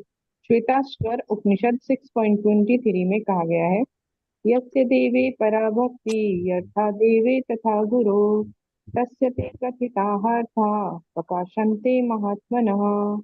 जिन महात्माओं के हृदय में श्री भगवान तथा गुरु में परम श्रद्धा होती है, उनमें वैदिक ज्ञान का संपूर्ण तात्पर्य स्वतः प्रकाशित हो जाता है। थैंक यू भक्ति माता रस जी। थोड़ा सा रुकते हैं यहाँ पर। तो पहले तो हमने भगवान के दर्शन किए, यहाँ भगवान के श्याम सुंदर रूप के कैसे दर्शन हुए यहाँ पर, कि भगवान के ऊपर जो अपना मन एकाग्रचित्त करते हैं उनको भगवान का ये श्याम सुंदर रूप अपने मन के ही अंदर दिखाई दे जाता है। पहली बात हमने यहाँ ये सीखी। और वो भगवान है कौन, वो साक्षात परम पुरुष परमात्मा भगवान श्री कृष्ण है, वासुदेव है, गोविंद नाम से जाने जाते हैं। और उसके बाद हमने क्या सीखा कि योगी की यह सर्वोच्च अवस्था यानी दशा केवल भक्ति योग से प्राप्त हो सकती है। अन्य किसी योग के द्वारा ये योग अवस्था प्राप्त भी नहीं हो सकती, जिसमें कि अंतःकरण में ही भगवान के दर्शन हो जाए। और उसके बाद हमने क्या समझा कि जिन महात्माओं के हृदय में श्री भगवान तथा गुरु के महात्माओं के हृदय में श्री भगवान तथा गुरु में परम श्रद्धा होती है, उनमें वैदिक ज्ञान का संपूर्ण तात्पर्य स्वतः प्रकाशित होता है। तो जो लोग भगवान और गुरु की सेवा करते हैं, भगवान और गुरु में श्रद्धा रखते हैं, उनमें ये ज्ञान अपने आप प्रकाशित हो जाता है। उन्हें बाहर से इस ज्ञान को लेने की कोई आवश्यकता नहीं पड़ती। जी माता जी आगे कंप्लीट करते हैं इसे। एक सेकेंड मैं एक लाइन पीछे लेती हूँ। जी। हरे कृष्ण। भक्तिरस्य भजनं तदिह मुक्तोपाधिरस्य नामुस्मिनः मनः कल्पनमेव एव नष्कर्म्य। भक्ति का अर्थ है भगवान की सेवा, जो इस जीवन में या अगले जीवन में भौतिक लाभ की इच्छा से रहित होती है। ऐसी प्रवृत्तियों से मुक्त होकर मनुष्य को अपना मन परमेश्वर में लीन करना चाहिए। नैष्कर्म्य का यही प्रयोजन है। गोपाल तापनी उपनिषद 1.5 में कहा गया है। ये सभी कुछ ऐसे साधन हैं जिनसे योग की परम संसिद्धिमयी अवस्था भक्ति या कृष्ण भावनामृत को संपन्न किया जा सकता है। इस प्रकार श्रीमद् भगवत गीता के 6 अध्याय ध्यान योग का भक्ति वेदांत तात्पर्य पूर्ण हुआ। हरे कृष्णा। माता जी क्षमा कीजिएगा, त्रुटि को। किस बात के लिए कृष्णा माता जी, इतना सुंदर आपने पढ़ा, बहुत सुंदर, बहुत ही सुंदर। हरे कृष्ण। बहुत बहुत धन्यवाद। इतने ध्यान पूर्वक सबने इसको सुना, श्रवण किया, प्रभुपाद के साथ मिलके प्रभुपाद से हमने सीखा, पढ़ा। और इसी तरह से हमें 18 अध्याय पूर्ण करने हैं। समय बहुत कम है हमारे पास, क्योंकि हमारे पास टाइम है शायद 1 सितंबर तक, और बीच में हम संडेज को ब्रेक भी लेंगे, तो हमारे पास समय बहुत कम है। कृष्ण जन्माष्टमी भी इसी महीने है, बलराम जयंती भी इसी महीने है, मंदिर का उद्घाटन भी इसी महीने है। तो इसलिए कोशिश यही है कि 2-2 घंटे चाहे क्लास हो, लेकिन हर अध्याय एक एक दिन में ही संपूर्ण हो पाए, क्योंकि 11वें अध्याय में संभावना है कि 2 दिन लग जाए, और 18वें अध्याय में भी संभावना है कि 2 दिन लग जाए। तो समय बहुत कम है, तो हम बात करेंगे क्लास में, अगर 1-2 दिन हमें एक्स्ट्रा मिल सके तो, और नहीं मिलेंगे तो हमें अपने समय के अंदर ही इस कार्य को करना है। तो पहले हमने यही सोचा था कि हम सैटरडे संडे 2 ऑफ लें, लेकिन क्योंकि इस महीने बहुत फेस्टिवल्स आ रहे हैं, तो एक ही ऑफ से काम चलाना है। बहुत सारी भक्ति करनी है, जल्दी जल्दी भगवद गीता के 18 अध्याय सब साथ में मिलके पढ़ेंगे। आप सबका बहुत बहुत धन्यवाद। यदि किसी का कोई प्रश्न हो तो हम ले सकते हैं, और तब तक हम माता जी, ये जो मीटिंग 41वां श्लोक था ना, जिसमें ये पहले अर्जुन महाराज ने पूछा था कि उसकी क्या गति होती है। प्रभु जी 1 सेकंड दीजिए, मैं पहले मीटिंग को एक बार लाइव ऑफ करती हूँ, और फिर अच्छा मैं अच्छा। आपसे आपके प्रश्न का उत्तर भी देती हूँ। आप सब बने रहिए, तब तक एक बार आपको प्रणाम करके मैं इसका लाइव वर्जन ऑफ कर देती हूँ जी यूट्यूब जी। से। वाञ्छा कल्पतरुभ्यश्च कृपा सिन्धुभ्य एव च पतितानां पावनेभ्यो वैष्णवेभ्यो नमो नमः। अनंत कोटि वैष्णव वृंद की जय। जय पाद महाराज की जय। जय जय भक्तों की जय। जय जय। राधा गोविंद भगवान की जय। हरे जय कृष्ण जय माता जी, भगवद दंडवत गीता की प्रणाम। जय। जय जय जय श्री कृष्ण। सभी